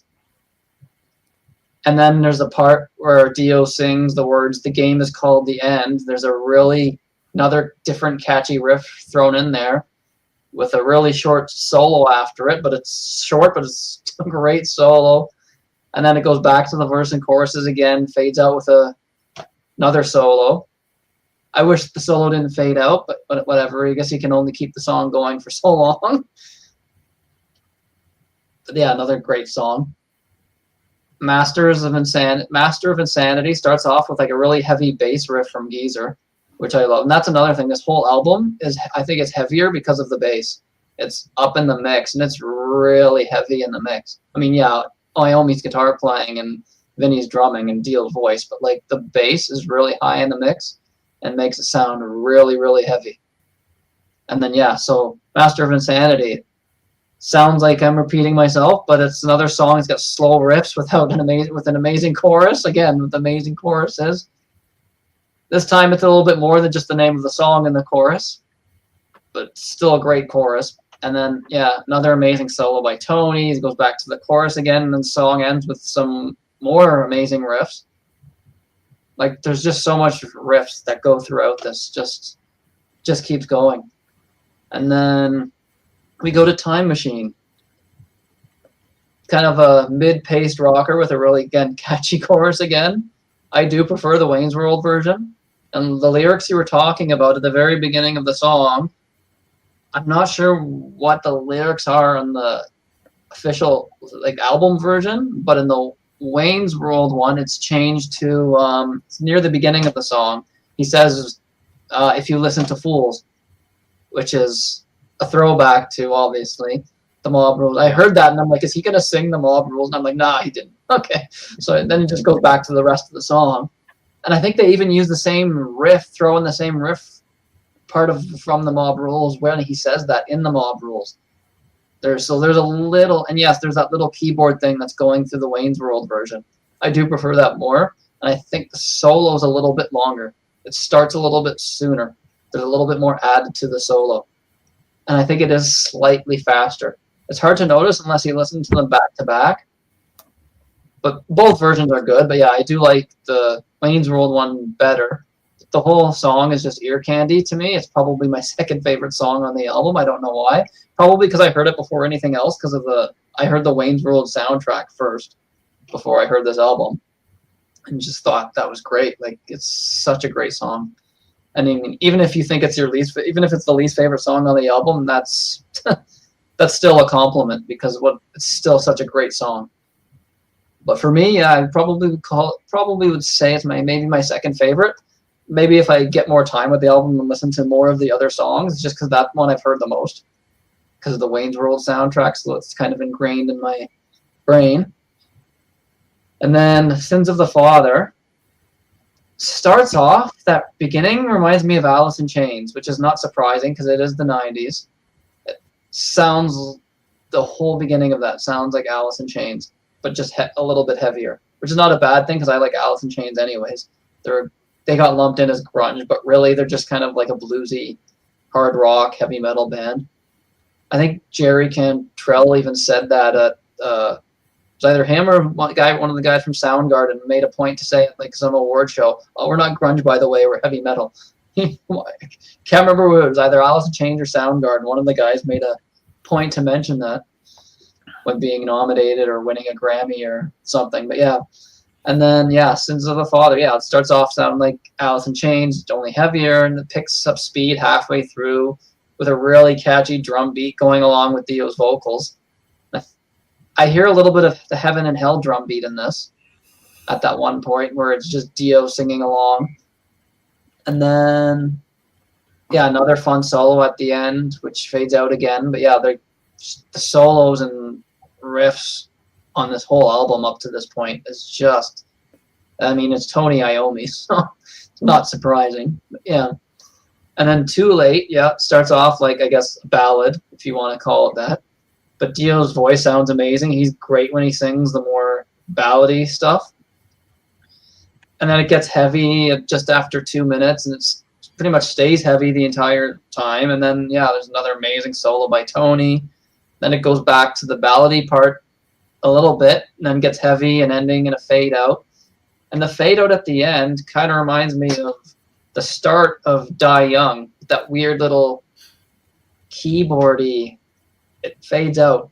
There's a lot of throwbacks on this album to previous Sabbath stuff, which makes sense because it's with Dio. So, but it's not to the point where it's just like, oh, this sound, I've heard this a million times. It sounds like the same song. It's not like that. It's just little pieces from other songs that they throw in there, which is, I thought was very, very clever. It's not like the whole song is just, oh, this is just Mob Rules again. This is just their own songs. And then, yeah, well, it was Too Late. So then, yeah, and then that is a great song. I can see why that's your favorite. That might take it over. It's hard to pick a favorite for this because the songs are so great and I haven't spent enough time with it. So, but yeah, I starts off with that really, I guess it's a wah-wah that gives it that really, would it be a wah-wah at the very beginning? Yeah, there's definitely some wah-wah being used sparingly at the beginning there. Yeah. That wasn't used yet on this album up to that point, really. It's a really neat wah-wah at the beginning. Dio humming along to it, which I love. He's like humming along to like, it's really neat. It's really cool. It's just, and that's basically just the intro. And then it explodes into like these heavy riffs. Another amazing chorus again. Then it goes back to the wah-wah and into an amazing solo. And that solo's probably my favorite on the album. just the solo of that song is just, I is a great song. I think that was the one that was really, was it the only one that was really a hit, if you want to call it a hit? It's the only one, they play it live, right? Even when they reunited with Dio and called themselves Heaven and Hell, they still played it. Did they not? It's on the Heaven and Hell live albums, yeah. Right. Was there any other songs, or was it just I? Give me a second, I'll tell you. Didn't they do After All on that? Yeah, I could see that. That's definitely, After All, I could see being like a very crowd sing-along. Even Time Machine they must have, because of the Wayne's World thing. But I think I was the hit or whatever.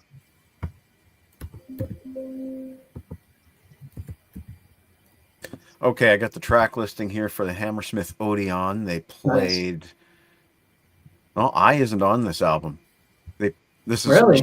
Yeah. No, let's see what the double live album had. They did a double live one as well. What was that one? There's a live Radio City Music Hall show from Heaven and Hell. I don't know if that's what you're talking about. Yeah, that one. I'm looking. Eyes on the first disc of that. Okay, yeah, that's the one. And Computer God's on here as well. Oh, okay. So they did lean into this album quite. I mean, you only have 3 albums to choose from unless you start doing the Aussie stuff, right? So, After All. Yeah. And that's about it. Oh, okay. And then, yeah, it ends on Buried Alive. Not too much to say other than it's a heavy song. I think it's the outlier on the album. Like, it stands out. It's extremely heavy compared to everything else. This almost has, like, this is probably the only one that really, really can tell. You can tell that it's like a 90s. They were really, really going for heaviness on this song. It's a really, really, really heavy song with great solos. It's probably the only song that doesn't have like a really catchy chorus. All the other ones have like these really sing-along choruses that you can sing along to. This is just heavy, but it's still a great song. But it stands out from the others because they all have these memorable choruses. But I don't mind that. Like, there's songs that sometimes don't even have choruses that I still love. So this feels like just one of those really, really just great heavy songs. Yeah, it's a great album. When I first heard this, I was like, oh, it's Dio. I like Dio and Sabbath. But how's it going to compare to Mob Rules and Heaven and Hell, right? I'm like, oh, it's going to be weak compared to that. But no, it was like the fact that it's in 92 and they put out something like this was impressive. I think they outdid themselves. They never sounded heavier. Like, they were just there to prove a point to be heavy and not just try to sound like a grunge band. Like, you see 92, you're thinking, did they go grunge? That's what I was worrying about before I heard it. But then you hear it and you're like, this is just, part of it's almost thrash, like TV Crimes. It's not really thrash, but it has the distortion. It's there. I wouldn't call it thrash, but you could tell they were trying to really be heavier at this point and not just try to live on the past. And they were trying to move forward. And just, Mike definitely brought up a good point, though, about them not conforming to grunge. Or they just the only song that was maybe Letters from Earth, but other than that, the rest of that's only the intro, anyways. The rest of the song is totally just it's a great album. Sydney's really making me realize I never thought of that before, but I think now that I've heard you speak, I think that they went into this album with just a little bit of a chip on their shoulder, and we have something to prove, not just to the grunge guys, but also to the thrash guys that were also very popular at that time. And they're saying, you guys, here's your roots. We're showing you your roots. So I think Sydney's onto something there. So that Dio interview, though, you got to watch it after. It's kind of funny, but kind of cringy. You see how pissed off he is about the whole situation. But they also get into like his influences at the time, and he's just like, yeah, well, we couldn't sing about the world being all happy and lovely and roses and daisies because the world sucks right now. So yeah, I was pissed off.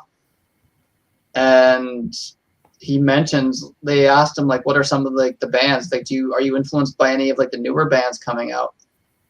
And he said, yeah, there's one band that I was listening to a lot when we recorded this, Nuclear Assault. I was like trying to picture a 50-year-old man sitting there listening to Nuclear Assault. But yeah, he's like, some of it is a bit too extreme even for me, but he says, yes, we do have some of the more, I guess, modern band influences in us. I'm pretty sure he brought up Nuclear Assault, though. But yeah, like, the whole thing, yeah, brutally, and it's split up in, like, I think 4 parts. And even at one point, I think something stops working in the van, like the fan or something, and he starts swearing. He's like, is there anything in this effing piece of shit that works? It's like, oh my God. And then he's like, yeah, next question. Sorry, what was that? It's kind of entertaining. It's pretty entertaining. Like, no filter. He just lets it loose. And this must have been right after the whole Sabbath broke up, after the whole Dehumanizer debacle, and he goes into the thing. Pretty sure he blames basically Sharon for it. He's like, yeah, they were never supposed to tour. Ozzy was never supposed to tour again. I wonder what happened to that. And he's like, this whole thing came down to like a political mumbo jumbo, and someone wanted to break up the band, and they did a very good job of that. So great, good job, assholes. It's like, oh my God. Whoa. Yeah, watch it for yourself. It's just, oh boy, Ronnie blowing off steam. The fact that he didn't kick this guy out of his van and just he basically let loose and let the guy know. From what you're saying, I get the feeling that Ronnie would have preferred to have stayed in Black Sabbath and continue from what you're saying. He basically said, he's like, great job, you broke up one of the best bands on the face of the planet because of stupidity of doing two waste of time shows with Ozzy Osbourne. It was just, oh boy. He was not happy. And it must have been, I don't know if there's a year on it. I don't know if this was like right after. It couldn't have been too long after, because he seemed pretty steamed about it. But like, even when he starts, I'm guessing the Strange Highways tour, because I do have interviews with him where he he bluntly said, I'm pissed off. He said those 3 words in an interview that I have from that promotional tour. Yeah, like there's even in the interview, they start asking about like the Rainbow Days, and that even starts pissing him off, because he starts showing off, like he goes all the way back. So he starts off from Elf and starts showing off Elf albums and talking about it. And he says, I never enjoyed myself in a band more than Elf, because this was with friends and people that I grew up with, and I knew all these guys and they were close to me. And I told Richie, I will not join Rainbow unless you take the rest of them, except for my cousin, who's the guitar player who understood. It would have been cool to have both of them. But yeah, so the first Rainbow album was basically Elf, but with Richie Blackmore instead. Yeah, 100%. And so he's flipping through all of them. He's like, oh, what do you know? It's all pictures of Richie on the cover, and the rest of the band's nowhere. It's just... And he even talks about how he doesn't like the fact that the cover of Elf is just him on the front. He's like, I would have preferred the whole band on there. He's like, the band's not just me. It's all of the players in the band. It's not just about me. He's like, I would have preferred this was the back cover and all of us were on the front. But, that's just me. Richie, they fixed that on Carolina County Ball, where it's the 5 guys. Yeah. They at least fixed that on the He's like, it was up to me. He's like, yeah, if it was up to me, I'd like to have the whole band on the cover and not just be like Richie and have myself. Like, he lays into Richie Blackmore, and it's like, oh my God, wow, no Vivian Campbell questions, because that probably would have just really derailed it, because he was already going off about Tony and Heather and Richie. It was just.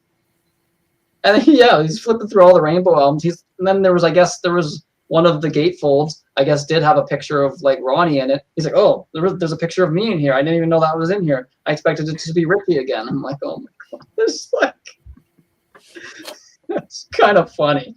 Richie did have the habit of being, I don't know, he is known for being somewhat into himself. Richie Blackmore have a reputation? Yeah.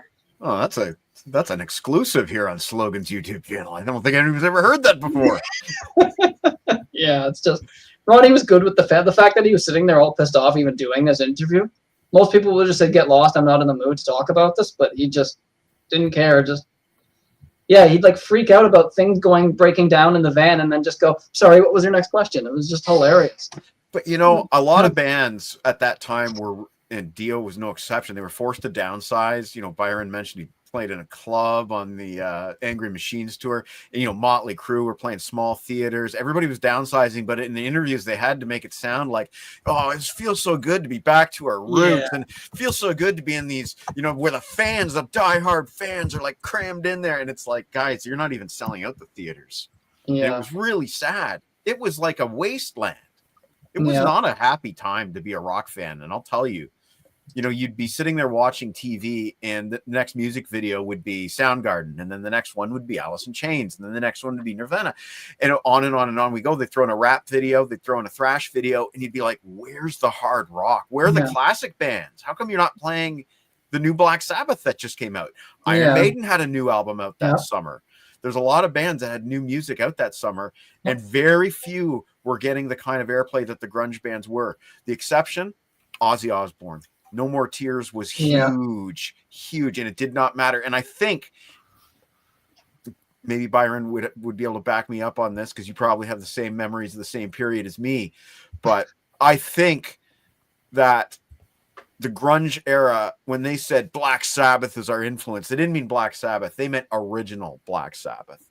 When it came to the other eras of Black Sabbath, that was not an impactful thing on the grunge guys. They just didn't want to say, oh, the Ozzy era, because then they're throwing Dio under the bus, right? Right. And I think even though Black Sabbath is a legacy and it's an ongoing thing, and it always evolved from one incarnation to another, and even within the original lineup, the first album is nothing like the last album, right? But I think really the only Black Sabbath that benefits from grunge is the original Black Sabbath. And, you know, even this really legit Mob Rules lineup just couldn't make the business. Yeah. I didn't know about Richie's book. Did that so everyone knew that I left Deep Purple. More like so everyone would know it's you. Like, it's kind of, Richie Blackmore's Rainbow. Should have called it Dio's Rainbow. Oh. But yeah, even Dio is just, even when he was talking about, he's like, I never even wanted to call the band Dio, but like, you know, the name had recognition. He's like, so whatever. He's like, the band's not just about me. People think, oh, Dio, this guy must be full of himself, named a band after himself. But no, he's like, we could have called it the ceiling, the floor. Doesn't really matter. It's well, just there was already a band called The Doors, so why not, right? Yeah, the band name doesn't really matter to me. It's just, But yeah, Richie was a little bit, reputation for being too into himself. I will say, I wish I kept my rock magazines that I had when I was collecting them back then, but I had a really good guitar magazine where Dio broke down the best attributes of every one of his major guitar players. So Richie Blackmore, Tony Iommi, Vivian Campbell, Craig Goldie, and at the time he was working with Tracy G, Rowan Robertson, and then Tracy G. And Rowan Robertson was an interesting guy. He was just like a 17-year-old kid that they found out of Scotland. Wow. But it was really cool because, you know, it's one of the times where Dio wasn't really being too harsh on people. It was being complimentary towards Vivian Campbell, you know, and he said, you know, some of these guys that I worked with later on, like Vivian and Craig Goldie, they were in the band because they combined some of my favorite attributes from Blackmore and from Iommi. You know, and nobody can play a guitar solo like Richie Blackmore, but nobody can play a riff like Tony Iommi. Yeah.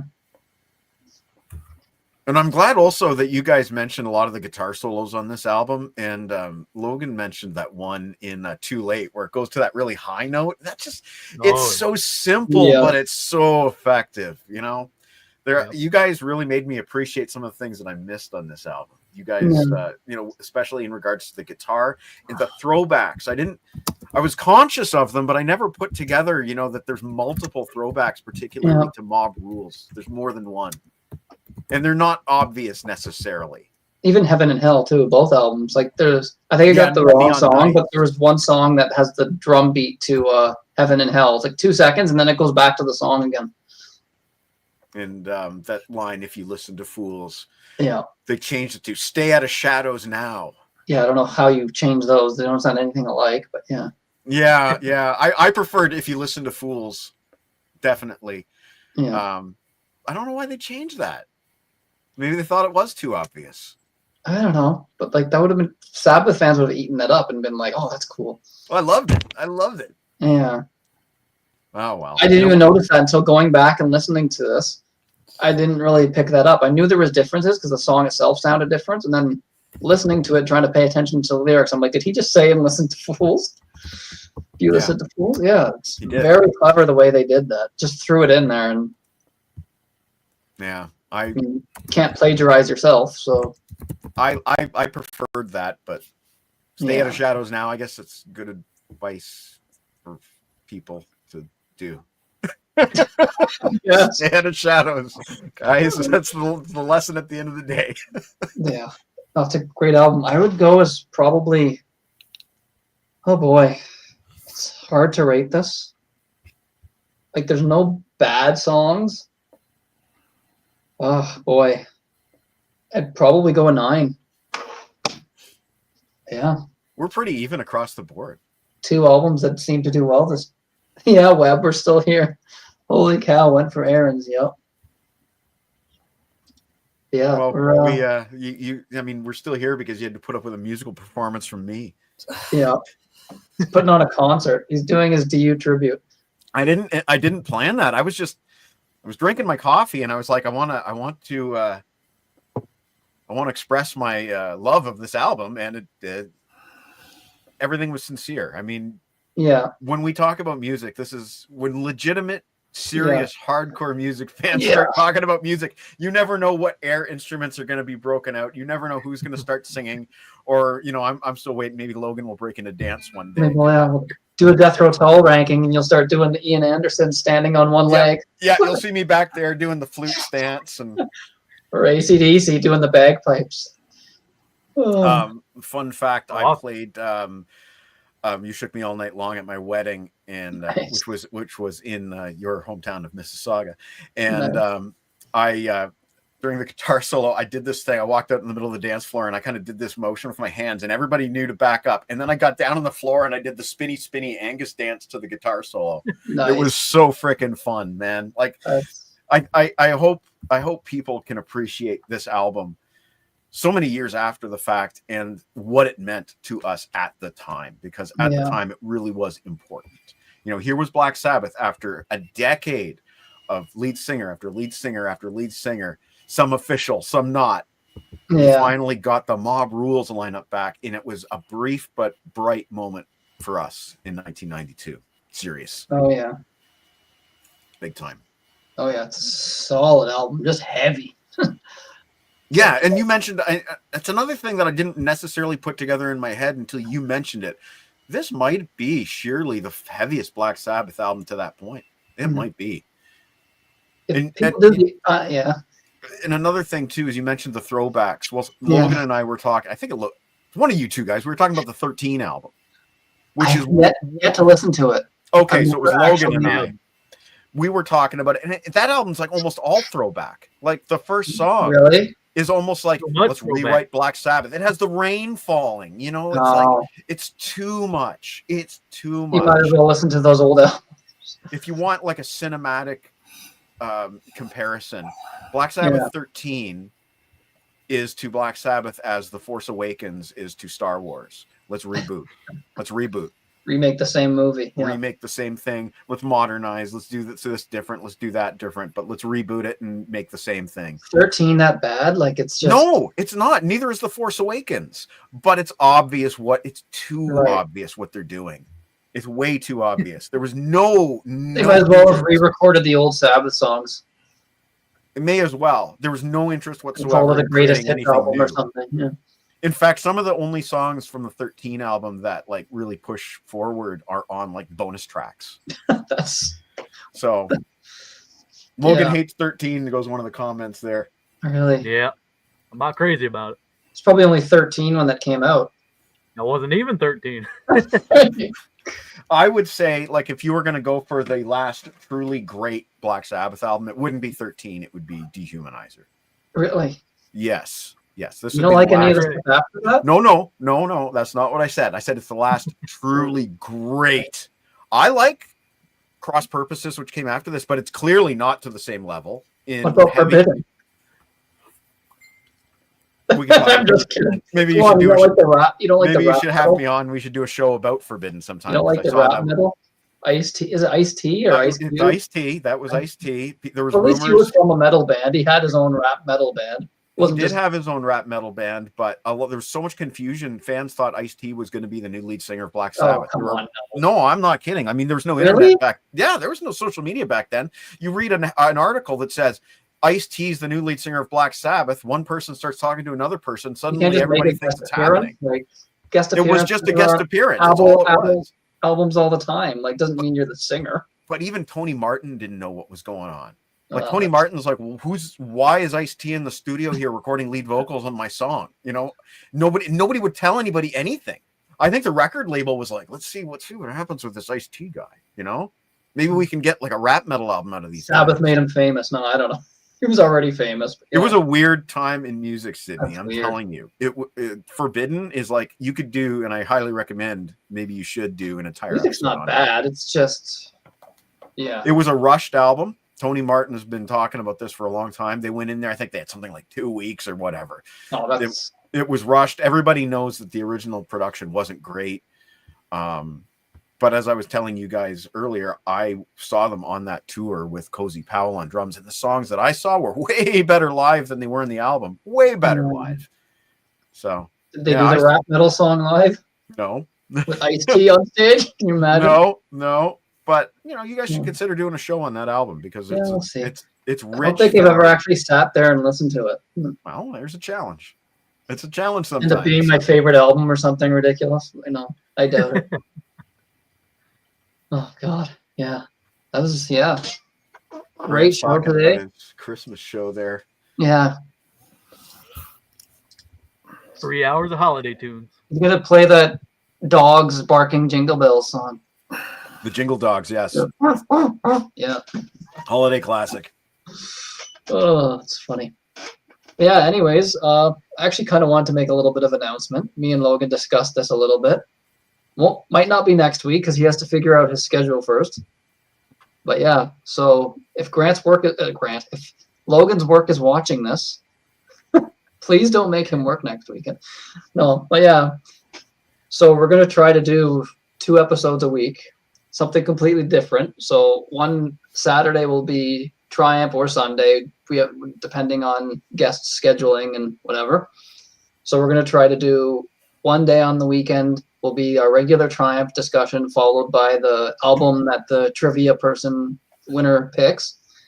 And then me and Logan discussed a second show on the channel, a second series about, going to call it state, what did I call it? State to state obscurities. Read the state, yeah. So we're gonna be going through every U.S. state alphabetically from A to Z, and pick like obscure albums that we've most likely never heard. So we're basically just gonna Google bands from. Sydney, you're so Canadian. You're talking about the states, and you said A to Z. A to Z, yeah. A to Z. How many bands come from the Yukon territories? Hold on, guys. Hold Yeah. on. Sorry. Hang on. Phone's ringing. Yes? Really? I'll tell him. Thank you. Thanks for watching. Bye.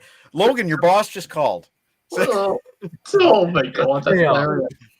Yeah, Should be all good, Logan. but oh yeah, we're gonna start from. We'll do 2. We're gonna start off with. We're not gonna break down the albums like this because some of these bands will probably have like 2 or 3. So we'll be talking about like 6 albums per show, depending on each band, how many they have. So we have to start off with Alabama and Alaska. So for Alabama, we went with Brother Kane. Yeah. Oh yes. I've Damon never heard Johnson. them. I just looked it up, and Damon Such a Johnson. good band, man. You're Yeah. gonna dig Awesome. that. Got no shame. Got no shame is the song you need. Okay. So we're gonna go through their albums and we're not gonna sit there break down every song. We'll just talk a little bit about the band and how good. Probably pick out our favorite songs, maybe. But yeah. So we're gonna start off 2 states at a time. So it'll be total 25 episodes, right? Unless we can find Puerto Rico and throw them in there too. Never know. U.S. Virgin Islands. I don't know. What else are we gonna throw? No, that's yeah. But yeah, we'll start off with yeah. It'll no, it won't be a 6-hour show. We're not gonna go into deep Georgia. These guys could go 8 hours easily. But yeah, no, it'll be good. It'll be fun. Yeah, we're gonna start off with Alabama and Alaska. Alaska, we're going with a band called, oh my God, what's the name of that band, Logan? Alaska. Pandemonium. Pandemonium. Yep. There was some heavy metal band that did 3 albums from like 83 to 88. Cool. I was just YouTubing them a little bit. Sounds like On Through the Night era Def Leppard. Cool. Vocals, anyways. And I saw that the guitar player commented on like a video like 11 years ago.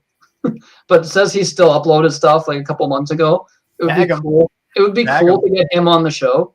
I would message him and ask if he would do it to promote his music. Like, they're probably not around, but he probably would be cool to talk about it. Yeah, like they're from Alaska, which they kind of leaned into the whole Alaska thing. Don't want to give too much away, but yeah, like the whole every album cover's got like snow or ice on it. That's cool. They I think Ernesto's probably thinking about the same band because they relocated to LA, but they're from Alaska originally. That's probably who he's thinking of. That's cool. They were LA based kind of. They moved there, but what else are you gonna get for Alaska? Like Jewel. That's about Logan that's had an idea for Alabama, but we probably shouldn't get into it because we'll offend some people. So we'll tell you off camera. Anyways, yeah. So everyone, thanks for watching and sticking with us for 2 hours. Everyone, check out Grab a Stack of Rock. That's Mr. Lozano's channel here. Yeah, Ernesto's talking about the same band. They moved to LA because you're not going to do well. They didn't do well anyways, but you're not going to do well in Alaska. Probably be illegal to even play that music in Alaska. You'd disrupt the environment. Fear of avalanche. Yeah. Piss off the polar bears. But yeah, no. Yeah, so we're going to, might not be next week, but we'll see whenever. But yeah, we are going to start that. So that's like 6 albums to listen to for us because each band's got 3. So that'll be fun. So yeah, next week though, for sure, we're going to be having the Triumph show. It's going to be just a game. And we have the world's most famous drummer joining us, Peter Jones. Yes. For just a game. So, and I always love his knowledge. He's got great knowledge on the band that he's into. So that'll be really, really fun. So yeah, we'll wrap this up. And yeah, thanks everybody for watching. Stay tuned for next week for Triumph and maybe the Brother Kane and Pandemonium show. We'll see, but for sure we'll still have the Triumph one. And yeah, like Logan said, thanks for sticking around, everyone that's still here. And yeah, enjoy your day. Peace.